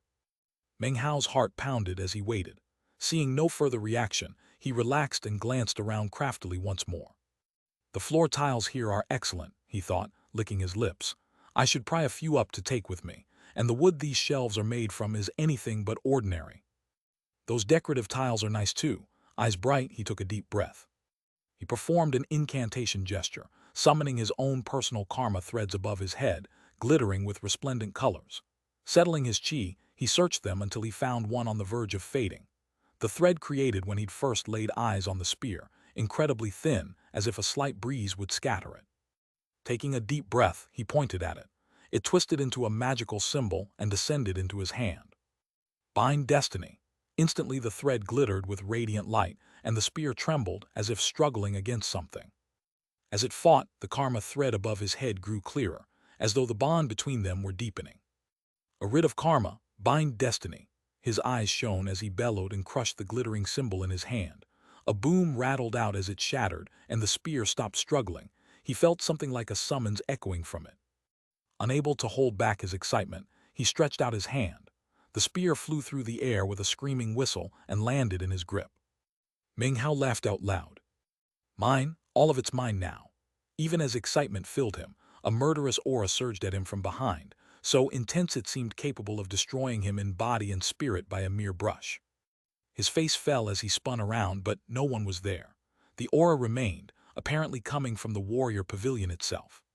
Cold sweat dripped down his face. He didn't dare move.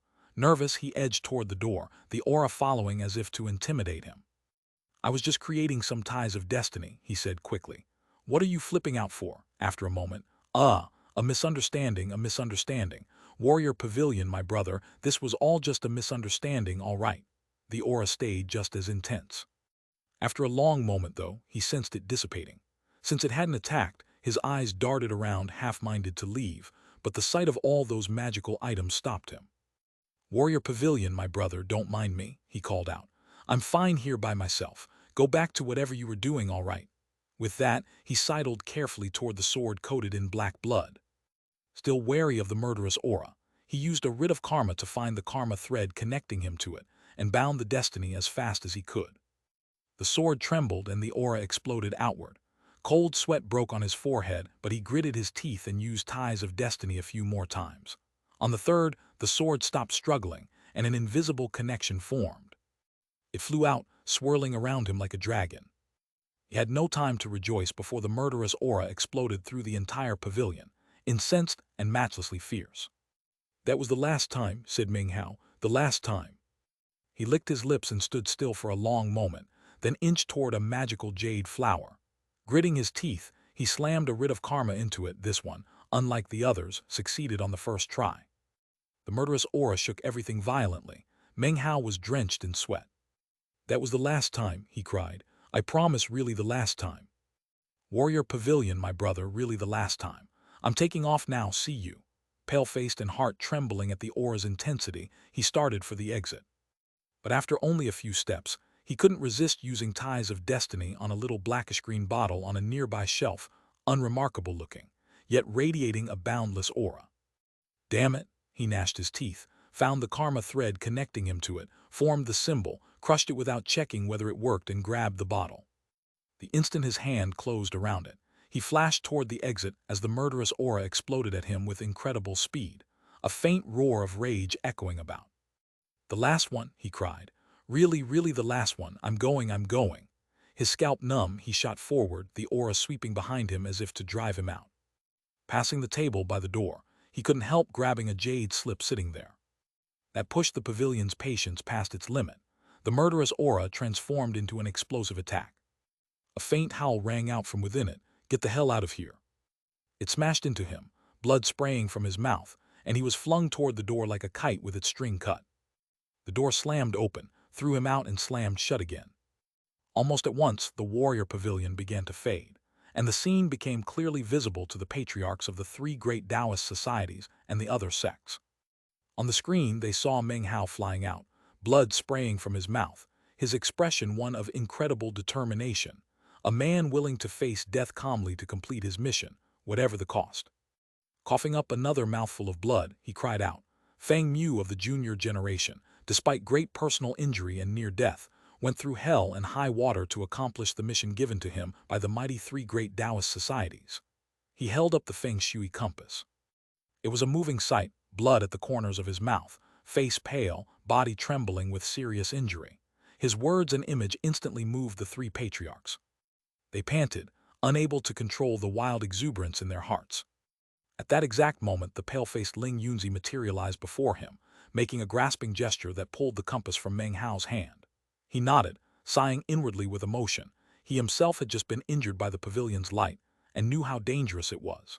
Seeing Meng Hao's injuries filled him with sympathy, and his solemn expression made Ling Yunzi feel their earlier friction must have all been a misunderstanding. "What a good kid," he said. "Here, take this medicinal pill, it'll heal those injuries." He waved his hand, sending a white pill hovering toward Meng Hao.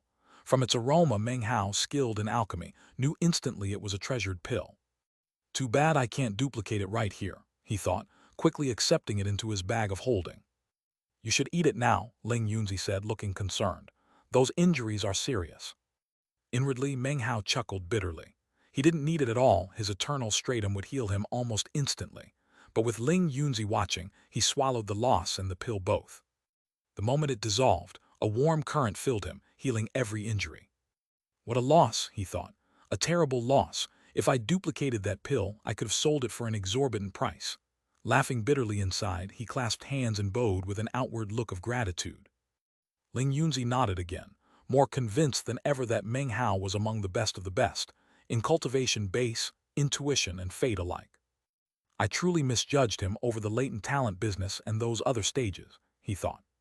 Smiling broadly, he said, "Fang Mu, are you willing to become a conclave disciple of the Nine Seas God world?" The patriarchs in the starry sky palace all watched with glittering eyes. The patriarch from the immortal ancient Taoist rite smiled faintly, a smile full of abstruse meaning. The one from the sublime flow sword grotto hesitated. The one from the Nine Seas God world laughed out loud.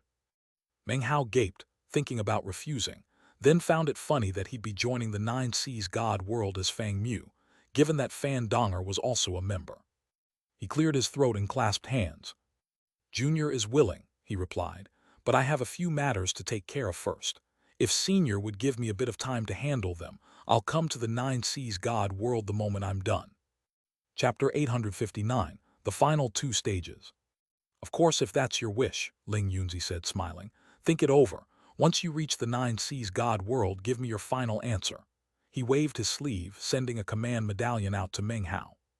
"Crush that medallion once your affairs are settled, and it will bring you to us." With that, he vanished. The air around Meng Hao shattered, and when it cleared, he was back on the altar on the ancient road. The other competitors stared at him in disbelief. The outside world, though unsure of the details between Meng Hao and the three great Taoist societies, was no less amazed by his rise to prominence, especially given Ling Yunzi's recruitment of him as a conclave disciple.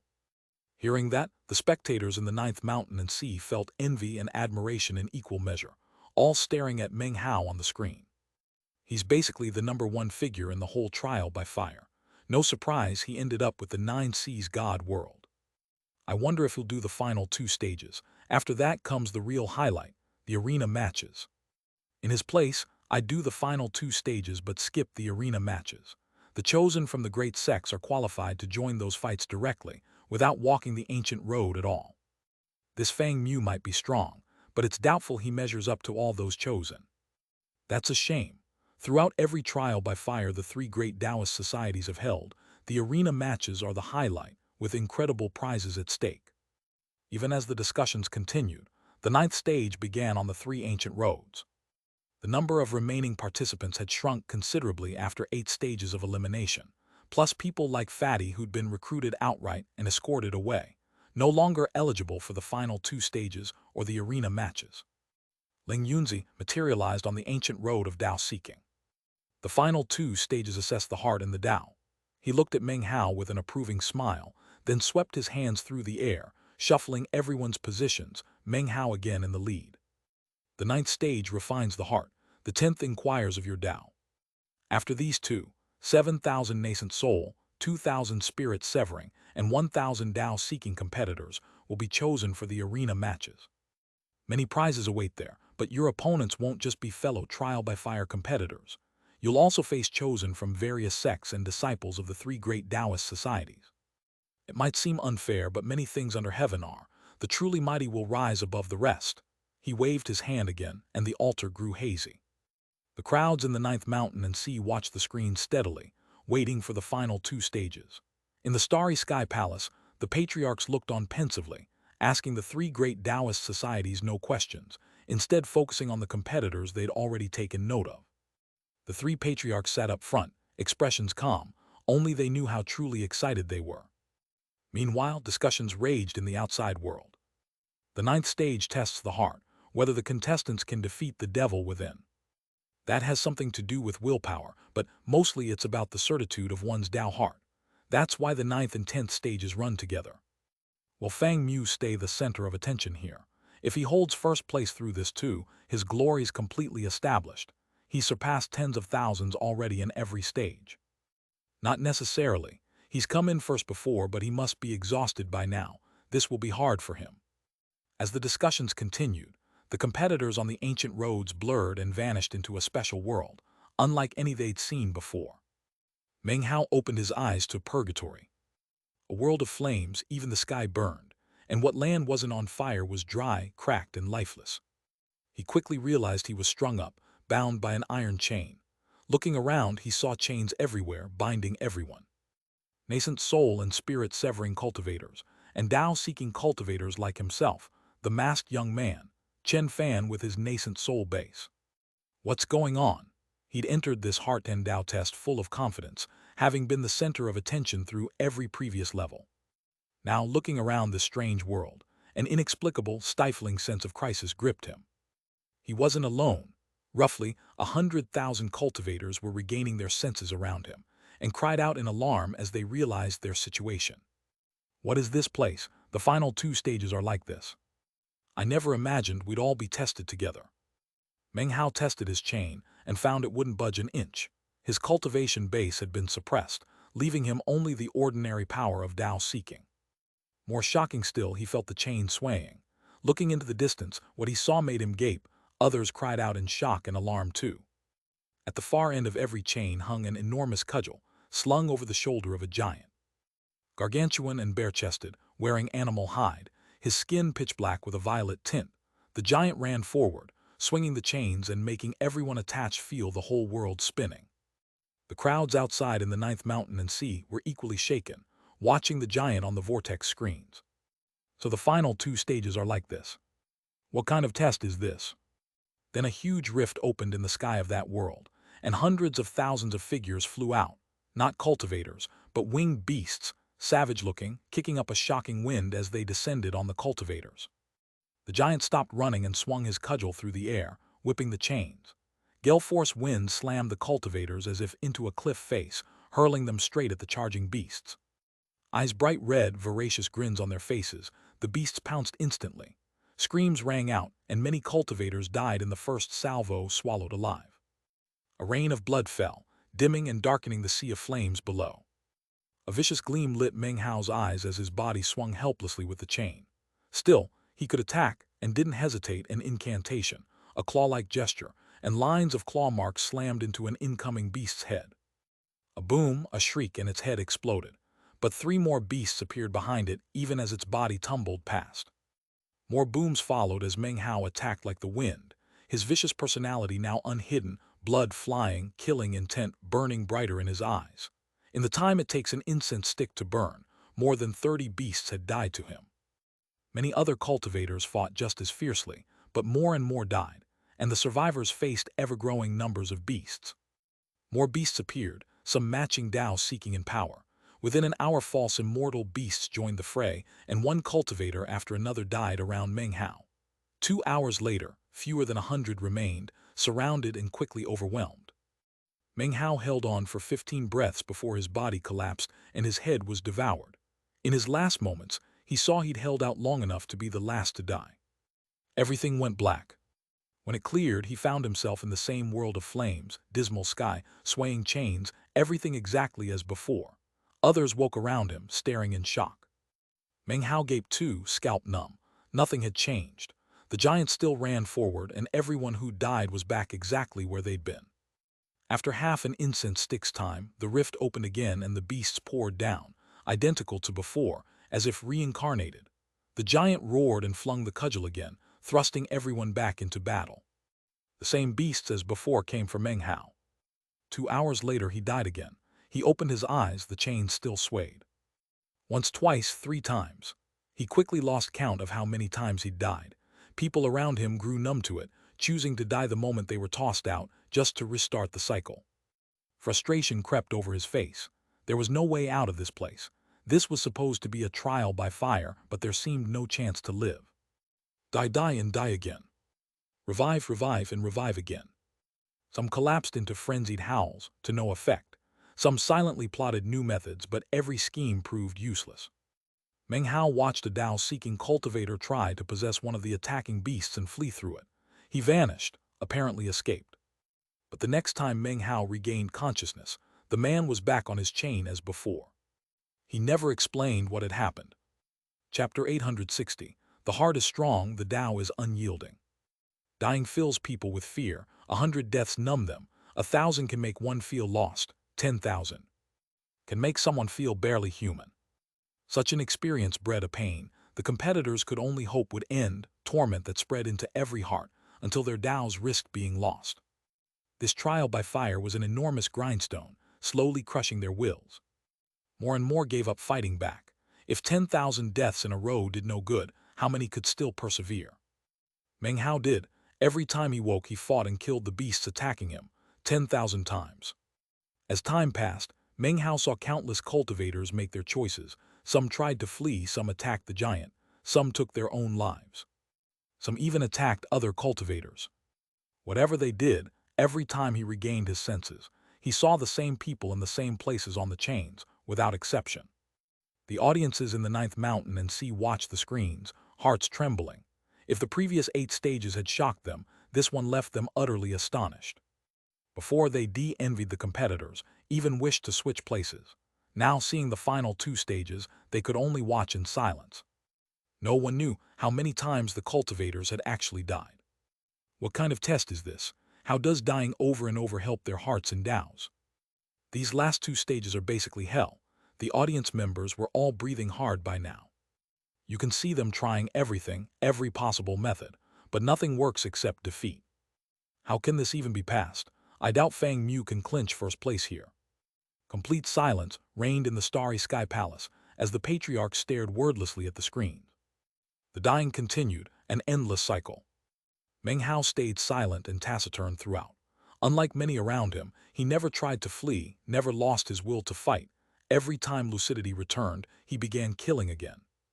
But his deaths came faster and faster because fewer others resisted at all. When the chains flung them out, most simply closed their eyes and waited to die. Fewer and fewer fought like Meng Hao. Of the tens of thousands who'd started, only a few thousand remained, when Ling Yunzi's voice suddenly echoed through the world. If you say I give up, you can leave. The instant those words spread, someone, numb from constant dying and on the verge of being killed again, spoke up, quavering. I give up. He vanished the moment he said it, leaving the world entirely. After him, voice after voice rang out, and cultivator after cultivator vanished. Without despair, hope offered to a steadfast heart with an unchangeable Tao might mean little. But torment someone to their limit, place them in true despair, then dangle a sudden scrap of hope, few can resist grabbing it. More and more chose to give up. But others who'd stopped resisting suddenly found new energy and began fighting the beasts again. Time passed. They died over and over, and the words I give up became like an inner devil lurking in every heart. All it took was a few words and the torment would end. They'd be released. What a brutal test, said one of the patriarchs. The historical mark to pass this stage is 30,000 deaths. More than 50,000 marks a participant as chosen. No one ever exceeded 79,113, Sir Fan's record. He went through this too. Without despair, plenty could grit their teeth and endure, but with hope so close, just within reach, how many can resist? The 9th stage tests the heart, the 10th the Tao. Together they test how strong one's heart is, how unyielding one's Tao. The longer they endure, the more terrifying it becomes. Beyond the patriarch's discussion, many out in the 9th mountain and sea pieced together clues about the stage's true nature. I heard Sir Fan died more than 79,000 times in these stages. He held on until he was the last one before giving up. The outside world buzzed, but none of it reached Meng Hao, still persevering, 2 voices warring inside him, one urging surrender, the other endurance. Every death came racked with pain, every waking confused. Simple to describe, but nothing short of torture. The remaining cultivators kept dwindling. The echoing words, I give up, acted like that inner devil's voice, pushing even more of the remaining cultivators to quit. Time passed, fewer and fewer remained. Soon only a few hundred, then after 3 days only 100, then after 3 more only 9. Of those 9, 3 endured passively, no longer fighting back, a somewhat fraudulent method that seemed to lessen the torment at first but, in the end, made things worse. The other 6, including Meng Hao, fought every time they woke. He'd lost count of his deaths. His eyes were bloodshot. Everywhere he looked was blood. 3 more days passed, and the 3 passive survivors finally broke and gave up. Of the 5 who'd kept fighting besides Meng Hao, 4 quit. Only 2 remained, Meng Hao and Chen Fan. Chen Fan fought viciously every time he woke, as if chasing some special state amid the carnage. Out in the 9th mountain and sea, everyone was shocked. In the starry sky palace, the patriarchs watched him closely, holding their breath. Chen Fan had shown in earlier stages, but drawn little attention, creating his divine ability. Now, in these final 2 stages, he suddenly rose to prominence. Such a heart, such a Tao, incredible good fortune in this young man. He could give up any time, yet he's endured this far, already 70,000 deaths. He'll likely hold on a while longer. The hardest point in this stage comes when only one is left, first place secured. The heart softens, and it grows hard to continue. Even Sir Fan didn't last more than 1,000 deaths past that point before giving up. A day later, Chen Fan began to tremble and finally quit, having endured more than 70,000 deaths, second only to Sir Fan's ancient record. Now the center of attention, several sects prepared to recruit him. Everyone now watched the sole remaining participant, Meng Hao. First place in the first 2 stages, outshone the leader in the middle 3, first place again in the next 3. Now in the final 2, first place again. He's going to rise to complete prominence. Nothing stops him. As long as he isn't killed, he'll be thoroughly famous across the 9th mountain and sea. It's like watching a future paragon. Every cultivator watching felt their minds spinning. Especially after these last 2 stages, they all had to admit, none of them could do what he was doing. Meng Hao held on. Knowing he was the last one left changed nothing. He didn't give up. A vicious, ruthless smile crossed his face, and each time he woke, he waded back into the beasts, tempering his heart and Tao in the carnage. My Tao is the endless path of life, freedom, independence. These chains are the furthest thing from that. My heart is unconstrained. Should heaven and earth collapse, it will not be destroyed. Should all living things grow ancient, it will not wither. But now it hesitates. My Tao isn't free, yet I desire freedom. My heart hesitates, yet I will persist past that hesitation. This trial tests me, and I'll use it to polish my Tao. These chains can't bind me, they can only polish me. As for my heart, to make it unhesitating, I must endure, until this no longer feels like pain but happiness. Passing this stage will make me truly free, my heart truly strong. Eyes shining, he attacked again. 73,000, 76,000, 79,000. 80,000. When Meng Hao died his 80,000th death, the outside world roared, and even the patriarchs, somewhat used to his miracles by now, were still utterly shaken. He exceeded Sir Fan. 80,000 deaths, first place among everyone ever. Fang Mu, this name is going to shock the heavens. Amid the uproar, Meng Hao persevered, a smile on his face, genuinely happy, not from dying or killing but from his own Tao. His heart grew ever more resolute. To his heart and Tao, death was nothing more than a grindstone. A few days later, 90,000. A few more, 100,000. That 100,000th death caused a universal uproar. When Meng Hao opened his eyes afterward, wild colors flashed across the sky, wind screaming. The giant slowly dropped to one knee, raising the cudgel aloft. The countless beasts from the rift all dropped to the ground, as if prostrating themselves in worship. The stage had been cleared. Chapter 861, First Place. What a chosen! The patriarchs in the starry sky palace had all risen to their feet, faces full of deep emotion, watching the giant and beasts bow in worship to Meng Hao. Every sect wanted him as a disciple, but the 9 seas god world had already claimed him, leaving no opportunity for the rest. Not just the other 3 great Taoist societies, but the 5 great holy lands too.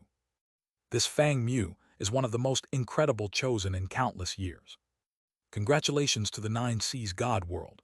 He'll demonstrate extraordinary talent there. The old man from the 9 seas god world laughed heartily at that, thoroughly content. By now it was clear, Fang Mu held first place in this trial by fire. The crowds outside in the 9th mountain and sea were in commotion. He was the first person ever to clear the final 2 stages entirely. Not even Sir Fan had managed it. Meng Hao now held everyone's complete attention. He definitely deserves first place. His name will shake the entire Ninth Mountain and Sea, #1 among all chosen. If he keeps growing like this in the Nine Seas God world, he'll become a divine son. And if he and Fan Donger get together, that's a legend in the making. Did anyone else notice, in the final 20,000 deaths, Fang Mu was actually happy? That's more frightening than anyone else's pain. As the discussion spread through the Ninth Mountain and Sea, Patriarch Reliance, out in the starry sky, looked pleased, then suddenly shuddered. Damn it, I've been thinking about this all wrong. What does that little bastard's life or death have to do with me? We're enemies. Damn it, I've had this backwards. Elsewhere in the starry sky, the 10th Wang clan patriarch stood with disheveled hair, eyes narrowed at the distance. Strong, much stronger than I remember, he murmured, Wang Tengfei's spirit flickering deep in his eyes. Meng Hao, I truly can't wait until we meet again. He turned and vanished.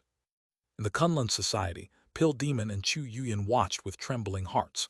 Had they not already known Fang Mu was Meng Hao, they never would have made the connection. Fang Mu, really, was the complete focus of everyone's attention. Planet South Heaven is too small, Chu Yuyan murmured, a twinge of obsession in her eyes. You were held back there. Your world is out among the stars. Back on planet South Heaven, in the Fang clan of the vast eastern lands, Meng Hao's parents watched the vortex screens, smiling with emotional sighs buried beneath. Hayar really is going to leave us, his mother murmured softly. After a moment his father said gently, planet South Heaven was too small for him, limiting his growth. He was always going to leave. Once this trial by fire ends, I won't try to keep him here long. But he's just a child, she replied bitterly. He's grown up. If you don't let him fly, how will he ever know the boundless universe? Meanwhile, on planet West Felicity, Zhao Yifan polished his sword, a desire to fight flashing in his eyes as he looked away from the screen above. I mustn't underestimate the rest of my generation. I never imagined another like Meng Hao of planet South Heaven existed, and now this Fang Mu appears. His eyes burned hot. I truly hope you join the arena matches, he said, taking a deep breath, closing his eyes. He would compete there himself, leading the disciples of the sublime sword Flow Grotto into the fighting. Only one victor each from the nascent soul, spirit severing, and Tao seeking stages would emerge from the arena matches, recruited as a conclave disciple of one of the 3 great Taoist societies. That didn't restrict participation, though, disciples of the 3 great Taoist societies who competed, and one could also join the conclave that way. Other sects competed not for a chance to join a Taoist society, but for the incredible prizes on offer. In the Nine Seas God world, Fan Donger sat cross-legged, eyes closed, complexion ashen with a trace of karma. She kept thinking of Meng Hao, whom she hated down to her bones. Behind her, as always, hung the female corpse. Her master had made no move to help her be rid of it, telling her instead that it was good fortune. Fan Donger wanted no part of fortune like that. Why does just looking at this Fang Mu piss me off, she thought, glaring up at the screen, brow furrowed. She too would compete in the arena matches. In the Li clan on planet North Reed, Li Linger sat cross-legged in the clan's Taoist right centers, expression indifferent, giving a speech on cultivation to a crowd of clan members who saw her as a celestial goddess, selfless, incorruptible, aloof. Occasionally the vortex screens above drew their attention, and hers too. When asked if she'd join the arena matches, "Yes, I will," she said coolly. Taiyang Zai and Sun Hai of the Church of the Emperor Immortal were both required by their sects to fight. Virtually every sect and clan sent chosen to the arena matches, some familiar to Meng Hao, many strangers who'd never set foot on planet South Heaven. In the outside world, everyone prepared. As for Meng Hao, his world shattered into pieces, and when he reappeared, he was back in the lead position on the ancient road of Tao seeking. Behind him, every other competitor looked at him with awe, even the masked young man and the cultivator with the mosquitoes. He'd crushed the rest through sheer strength, in virtually every way. Ling Yunzi materialized in midair, hovering, looking at the crowd before speaking. The 10 stages of testing have concluded, he said coolly. As the one responsible for the ancient road of Tao seeking, I will now select 1,000 to continue. He waved his hand, and several thousand Tao seeking cultivators vanished instantly, teleported back to their places of origin. 1,000 remained. All of you have passed the testing phase. Now decide whether to join the arena matches.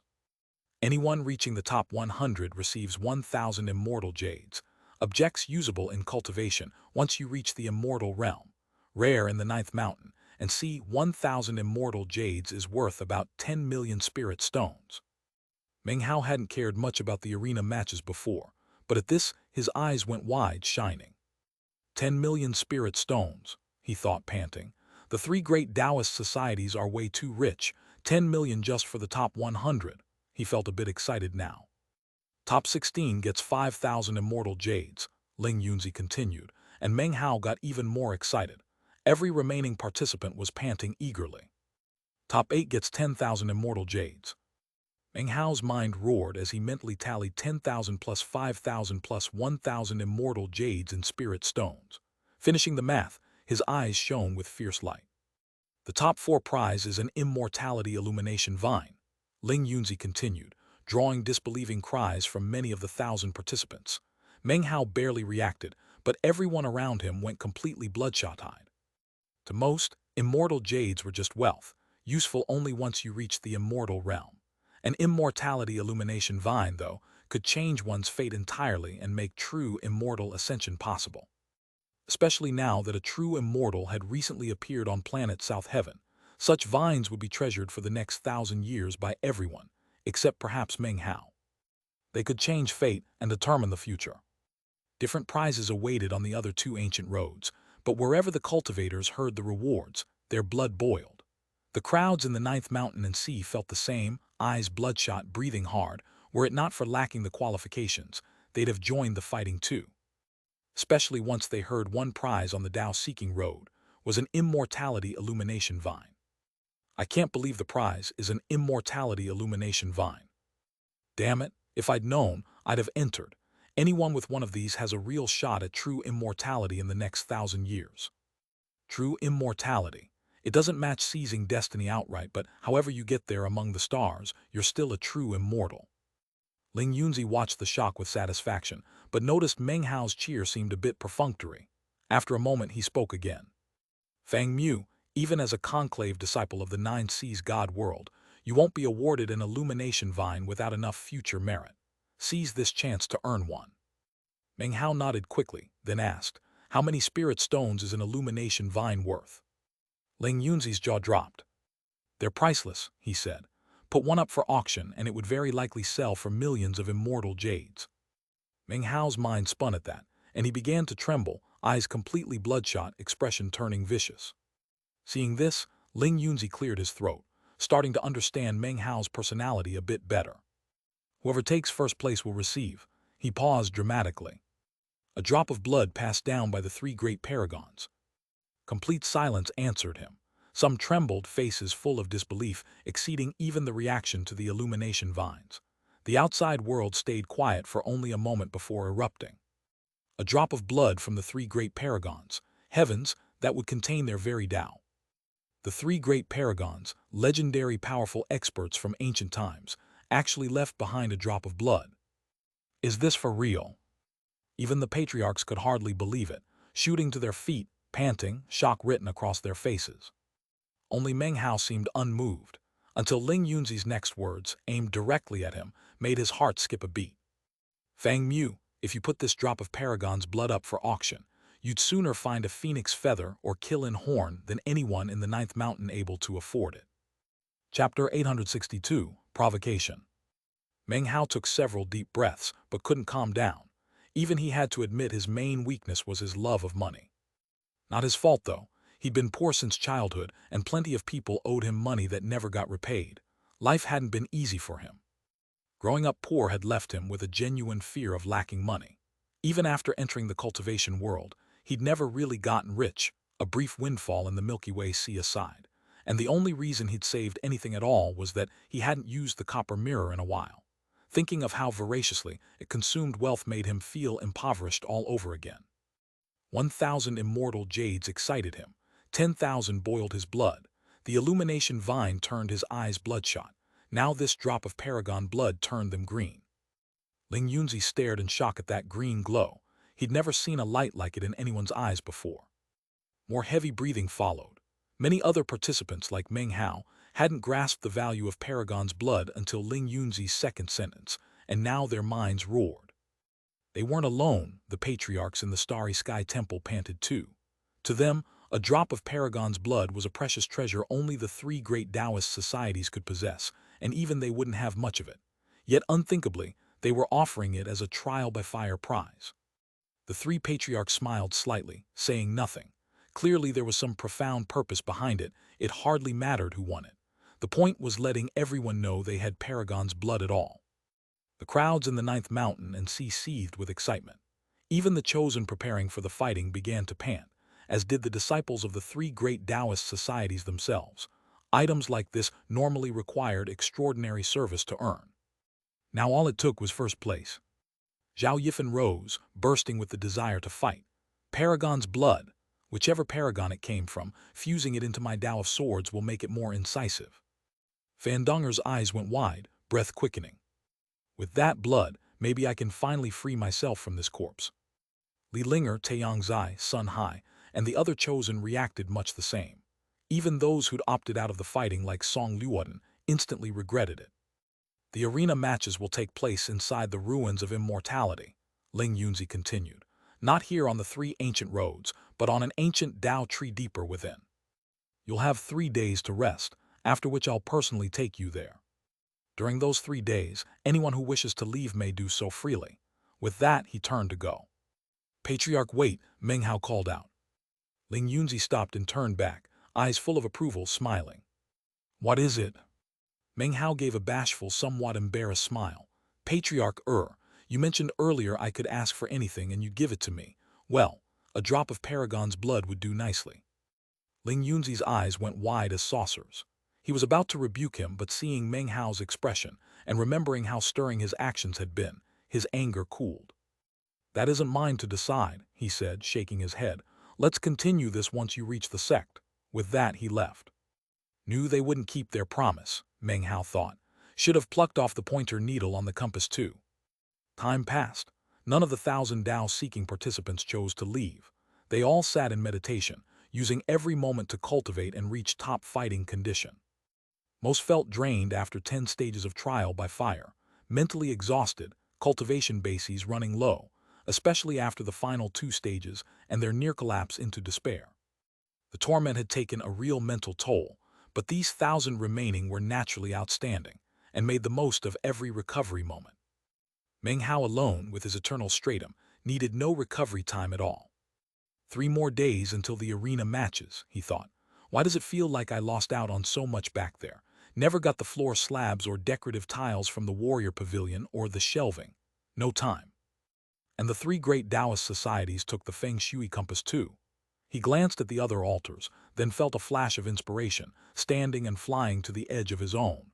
As he neared it, he sensed intense pressure and a faint rumbling. That rumbling immediately drew the attention of the other 1,000 participants, their faces flickering with alarm. The outside world noticed too and was shocked. What's he doing? He needs to calm down. Why is he trying to leave the altar?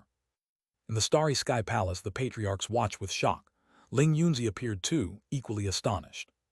Meng Hao had again drawn every eye. As he moved into the gap between his altar and the next, the pressure grew more intense, until massive rumbling filled the air and sweat broke across his forehead. He trembled, yet his eyes shone brilliantly. The spectators, seeing this, thought they'd caught the hidden meaning and sighed in praise. He's practicing cultivation. No wonder he took first place.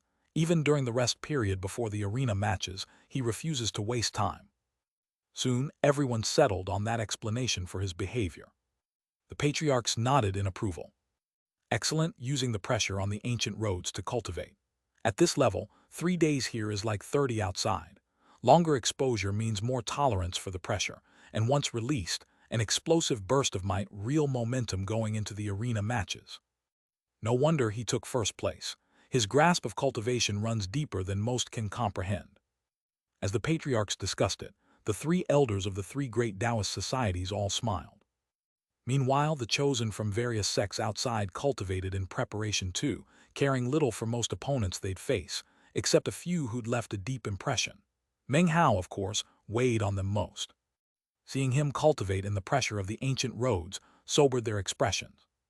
To think up a method like that in a spot like this Fang Mu really is extraordinary, said Zhao Yifan. He'll be a formidable adversary, Fan Dunger frowned. Li Linger, Taiyangzai, and Sun Hai all wore solemn expressions. Back on the ancient road of Dao seeking, Ling Yunzi hovered in the void, nodding slowly, his praise deepening.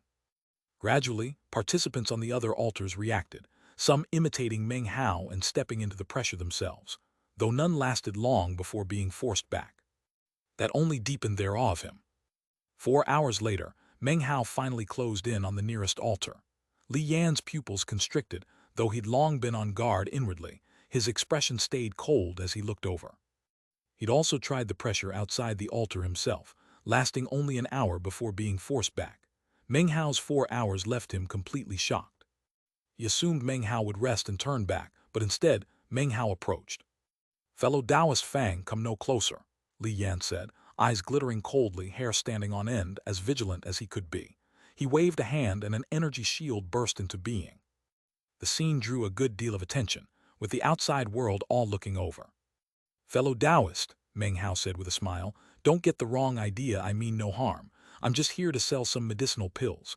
Look, I happen to have a wonderful spirit-reviving pill."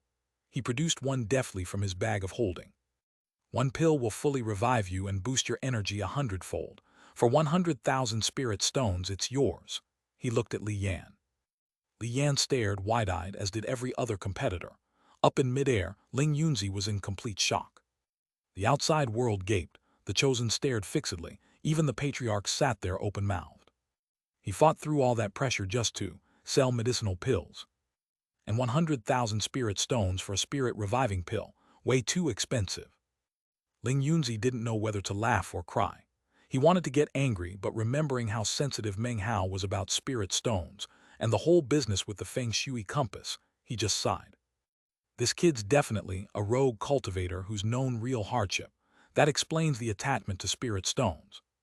Li Yan looked at Meng Hao hesitantly.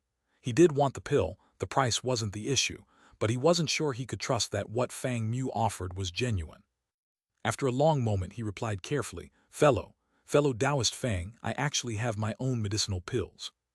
"Oh, I see," Meng Hao said, looking disappointed, and turned to the other altars. Most looked back silently, but a middle-aged man 6 altars away wore an arrogant expression. "Can't believe someone so obsessed with money took first place," he called out. "I've really misjudged things. If you personally deliver those pills to me, I, Zhao, will buy however many you want to sell. But I'll only wait half a day. Miss that and you can just scram." Meng Hao looked up at him, then gave a bashful smile. Chapter 863, Pill Delivery Service. Meng Hao stood on the second altar, looking at the man on the 8th, 5 altars between them. The man was one of the 1,000 Dao-seeking participants, a chosen back home, which was why he'd stood out here at all. He once believed he could fight his way into the top 10, but the trial by fire had battered his confidence. He had, at least, taken second place in the trial of talent and been excited about it, until Meng Hao threw everything into chaos and left him unnoticed. Jealousy took root in him then, and Meng Hao's spectacular run through the later stages turned it into bone-deep hatred. He wasn't witless, though. Humiliating Meng Hao in front of everyone meant ensuring his own safety first, hence the half-day time limit. He didn't believe Meng Hao could reach him that fast. The first altar crossing alone had taken 4 hours, and half a day was 12. "Even if he comes after the deadline, there's nothing he can do to me.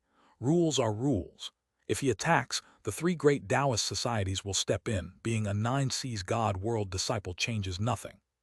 No reward without risk. Humiliating Fang Mu will get me noticed. This is my chance to get my name out to the sects." His eyes flickered, mouth curling into a cold smile. A bashful smile touched Meng Hao's lips. He nodded to Li Yan, then headed for the altar's edge. Stepping into the void, the pressure weighed on him again, his robes whipping like a rowboat in an angry sea, but he pushed forward steadily, one step at a time. The moment he started toward the next altar, every competitor turned to watch, various thoughts glittering behind their eyes. Even if Fang Mu outdoes himself, I doubt he reaches that man in half a day. Not smart. He should have just endured the insult and settled it after the arena matches. That guy's malicious but clever, provoking Fang Mu deliberately. Humiliate him, and he'll make a name for himself. The remaining competitors, sharp as they were, understood immediately what was happening. Up in midair, Ling Yunzi watched coolly. His cultivation base put him well above such squabbles, but he felt real admiration for Meng Hao and watched intently, wondering if he'd make it in under half a day. The cultivators out in the ninth mountain and sea watched with interest too, plenty guessing the middle-aged man's intentions, opinions split. This Fang Mu is a bit impulsive. He shouldn't have tried selling those pills. He's just handed his rivals an invitation to humiliate him. The patriarchs settled their chi, unconcerned with squabbles between competitors ordinarily. But given everything Meng Hao had accomplished, many waited to see how he'd handle this. "This is a test in itself," said the patriarch from the Church of the Emperor Immortal. "The earlier stages tested internal weaknesses. How someone responds to provocation reveals a lot." Many nodded. 2 hours later, Meng Hao moved at a quick pace, now between the second and third altars, the pressure whipping his hair about, yet his expression stayed calm, and he pressed on without pause. The other competitors shook their heads silently, certain he couldn't make the half-day deadline. The middle-aged man's face showed complete complacency now. His earlier bravado had carried some nervousness, but now he was calm, even laughing. "Fang Mu, only half a day left. Miss it and crawl back to your own altar. After that, I won't take your pills even for free." His arrogance was unmistakable. Meng Hao looked at the distant man and smiled, then pressed on, reaching the third altar in about an hour, a full hour faster than before, shocking onlookers. Of the 12-hour limit, 9 remained. The middle-aged man relaxed further, laughing. "Fang Mu, 5 altars to go, 9 hours left. Let's see how many you manage before time's up." Meng Hao smiled bashfully and stepped into the void again. The pressure surrounded him, his energy surging, light radiating off him as he pressed on without pause. Slower now, against greater pressure, he still reached the 4th altar in 2 hours. That drew real astonishment. The middle-aged man's face flickered, but he called out just as arrogantly. "So what, 4 altars left, 7 hours, you think you'll make it?" "I don't need that much time," Meng Hao said, his first words to the man. Lightning crackled around him as he stepped into the void, rumbling from the friction of his incredible speed. This time, only 1 hour brought him to the 5th altar. "What?" Competitors leapt to their feet in astonishment. The spectators outside stared wide-eyed too. Crossing a gap in a single hour was astonishing speed, especially given his first crossing had taken 4. Was he holding back before, or is he just adjusting to the pressure? Is Fang Mu about to pull off a miracle? The outside world erupted, and the middle-aged man's face fell. He panted, staring at Meng Hao, aware now that only 3 altars separated them. 6 hours left on the clock. Impossible, the man thought, ashen-faced, eyes wide as Meng Hao charged toward him with an almost apologetic, shy smile. Meng Hao crossed the void again, needing only the time it takes an incense stick to burn to land with a bang on the 6th altar, very close to the man now. Without pausing, he crossed toward the 7th, needing even less time to reach its edge, the middle-aged man now close in the distance. The man's scalp went numb as he rose, astonished. "Impossible," he said, trembling, backing away slowly, regretting ever provoking Fang Mu. Every surrounding competitor was equally astonished, especially those on the 7th altar, who rose at once and cleared a path for Meng Hao, clasping hands and bowing deeply. His might left them stunned. The cultivators watching outside, especially the chosen, stared at his vortex screen, mentally placing him in an ever higher position. In the starry sky palace, the patriarch's eyes held strange looks. Ling Yunzi hovered in midair, smiling with admiration. His profound cultivation base had long since seen through it. Meng Hao wasn't concealing his strength, just growing accustomed to the pressure here. To create paragon magic, to carry the image of the Paramita bridge in his heart, given the depth of his cultivation base, very little pressure under heaven could stop him. Now many competitors looked mockingly at the middle-aged man, ashen and trembling. The crowd that had surrounded him earlier had all edged away. Never provoke people, and yet this guy chose to provoke Fang Mu. The man's heart pounded, mind roaring, no time left for new ideas as Meng Hao crossed the final gap in 20 breaths. He flew through the void like an immortal divinity, appearing directly before the man. Every other competitor clasped hands, bowed, and backed away. The man trembled, staring fixedly, then took a deep breath and snorted coldly. "Fellow Taoist Fang, clearly you have a profound cultivation base to come here personally. Fine, I, Zhao, will buy your pill." He tossed over a bag of holding. 100,000 spirit stones in there. Take it and leave. Meng Hao caught it, smiling, then his expression turned bashful. Oh, this won't do, he said. I actually have a lot of spirit-refreshing pills. He patted his old bag of holding and produced a pill bottle, waving it in front of the man's face. Dozens of pills rattled inside. The man's eyes went wide, and he backed away. You never said how many you had, you. Huh, Meng Hao's sincere smile darkened in an instant. I came all this way to deliver these pills to you, and now you won't buy them. He stepped in close and lashed out with his hand. The man tried to fight back, but he was no match for Meng Hao. A boom, blood sprayed from his mouth, and Meng Hao grabbed his hair, shoving him to the ground.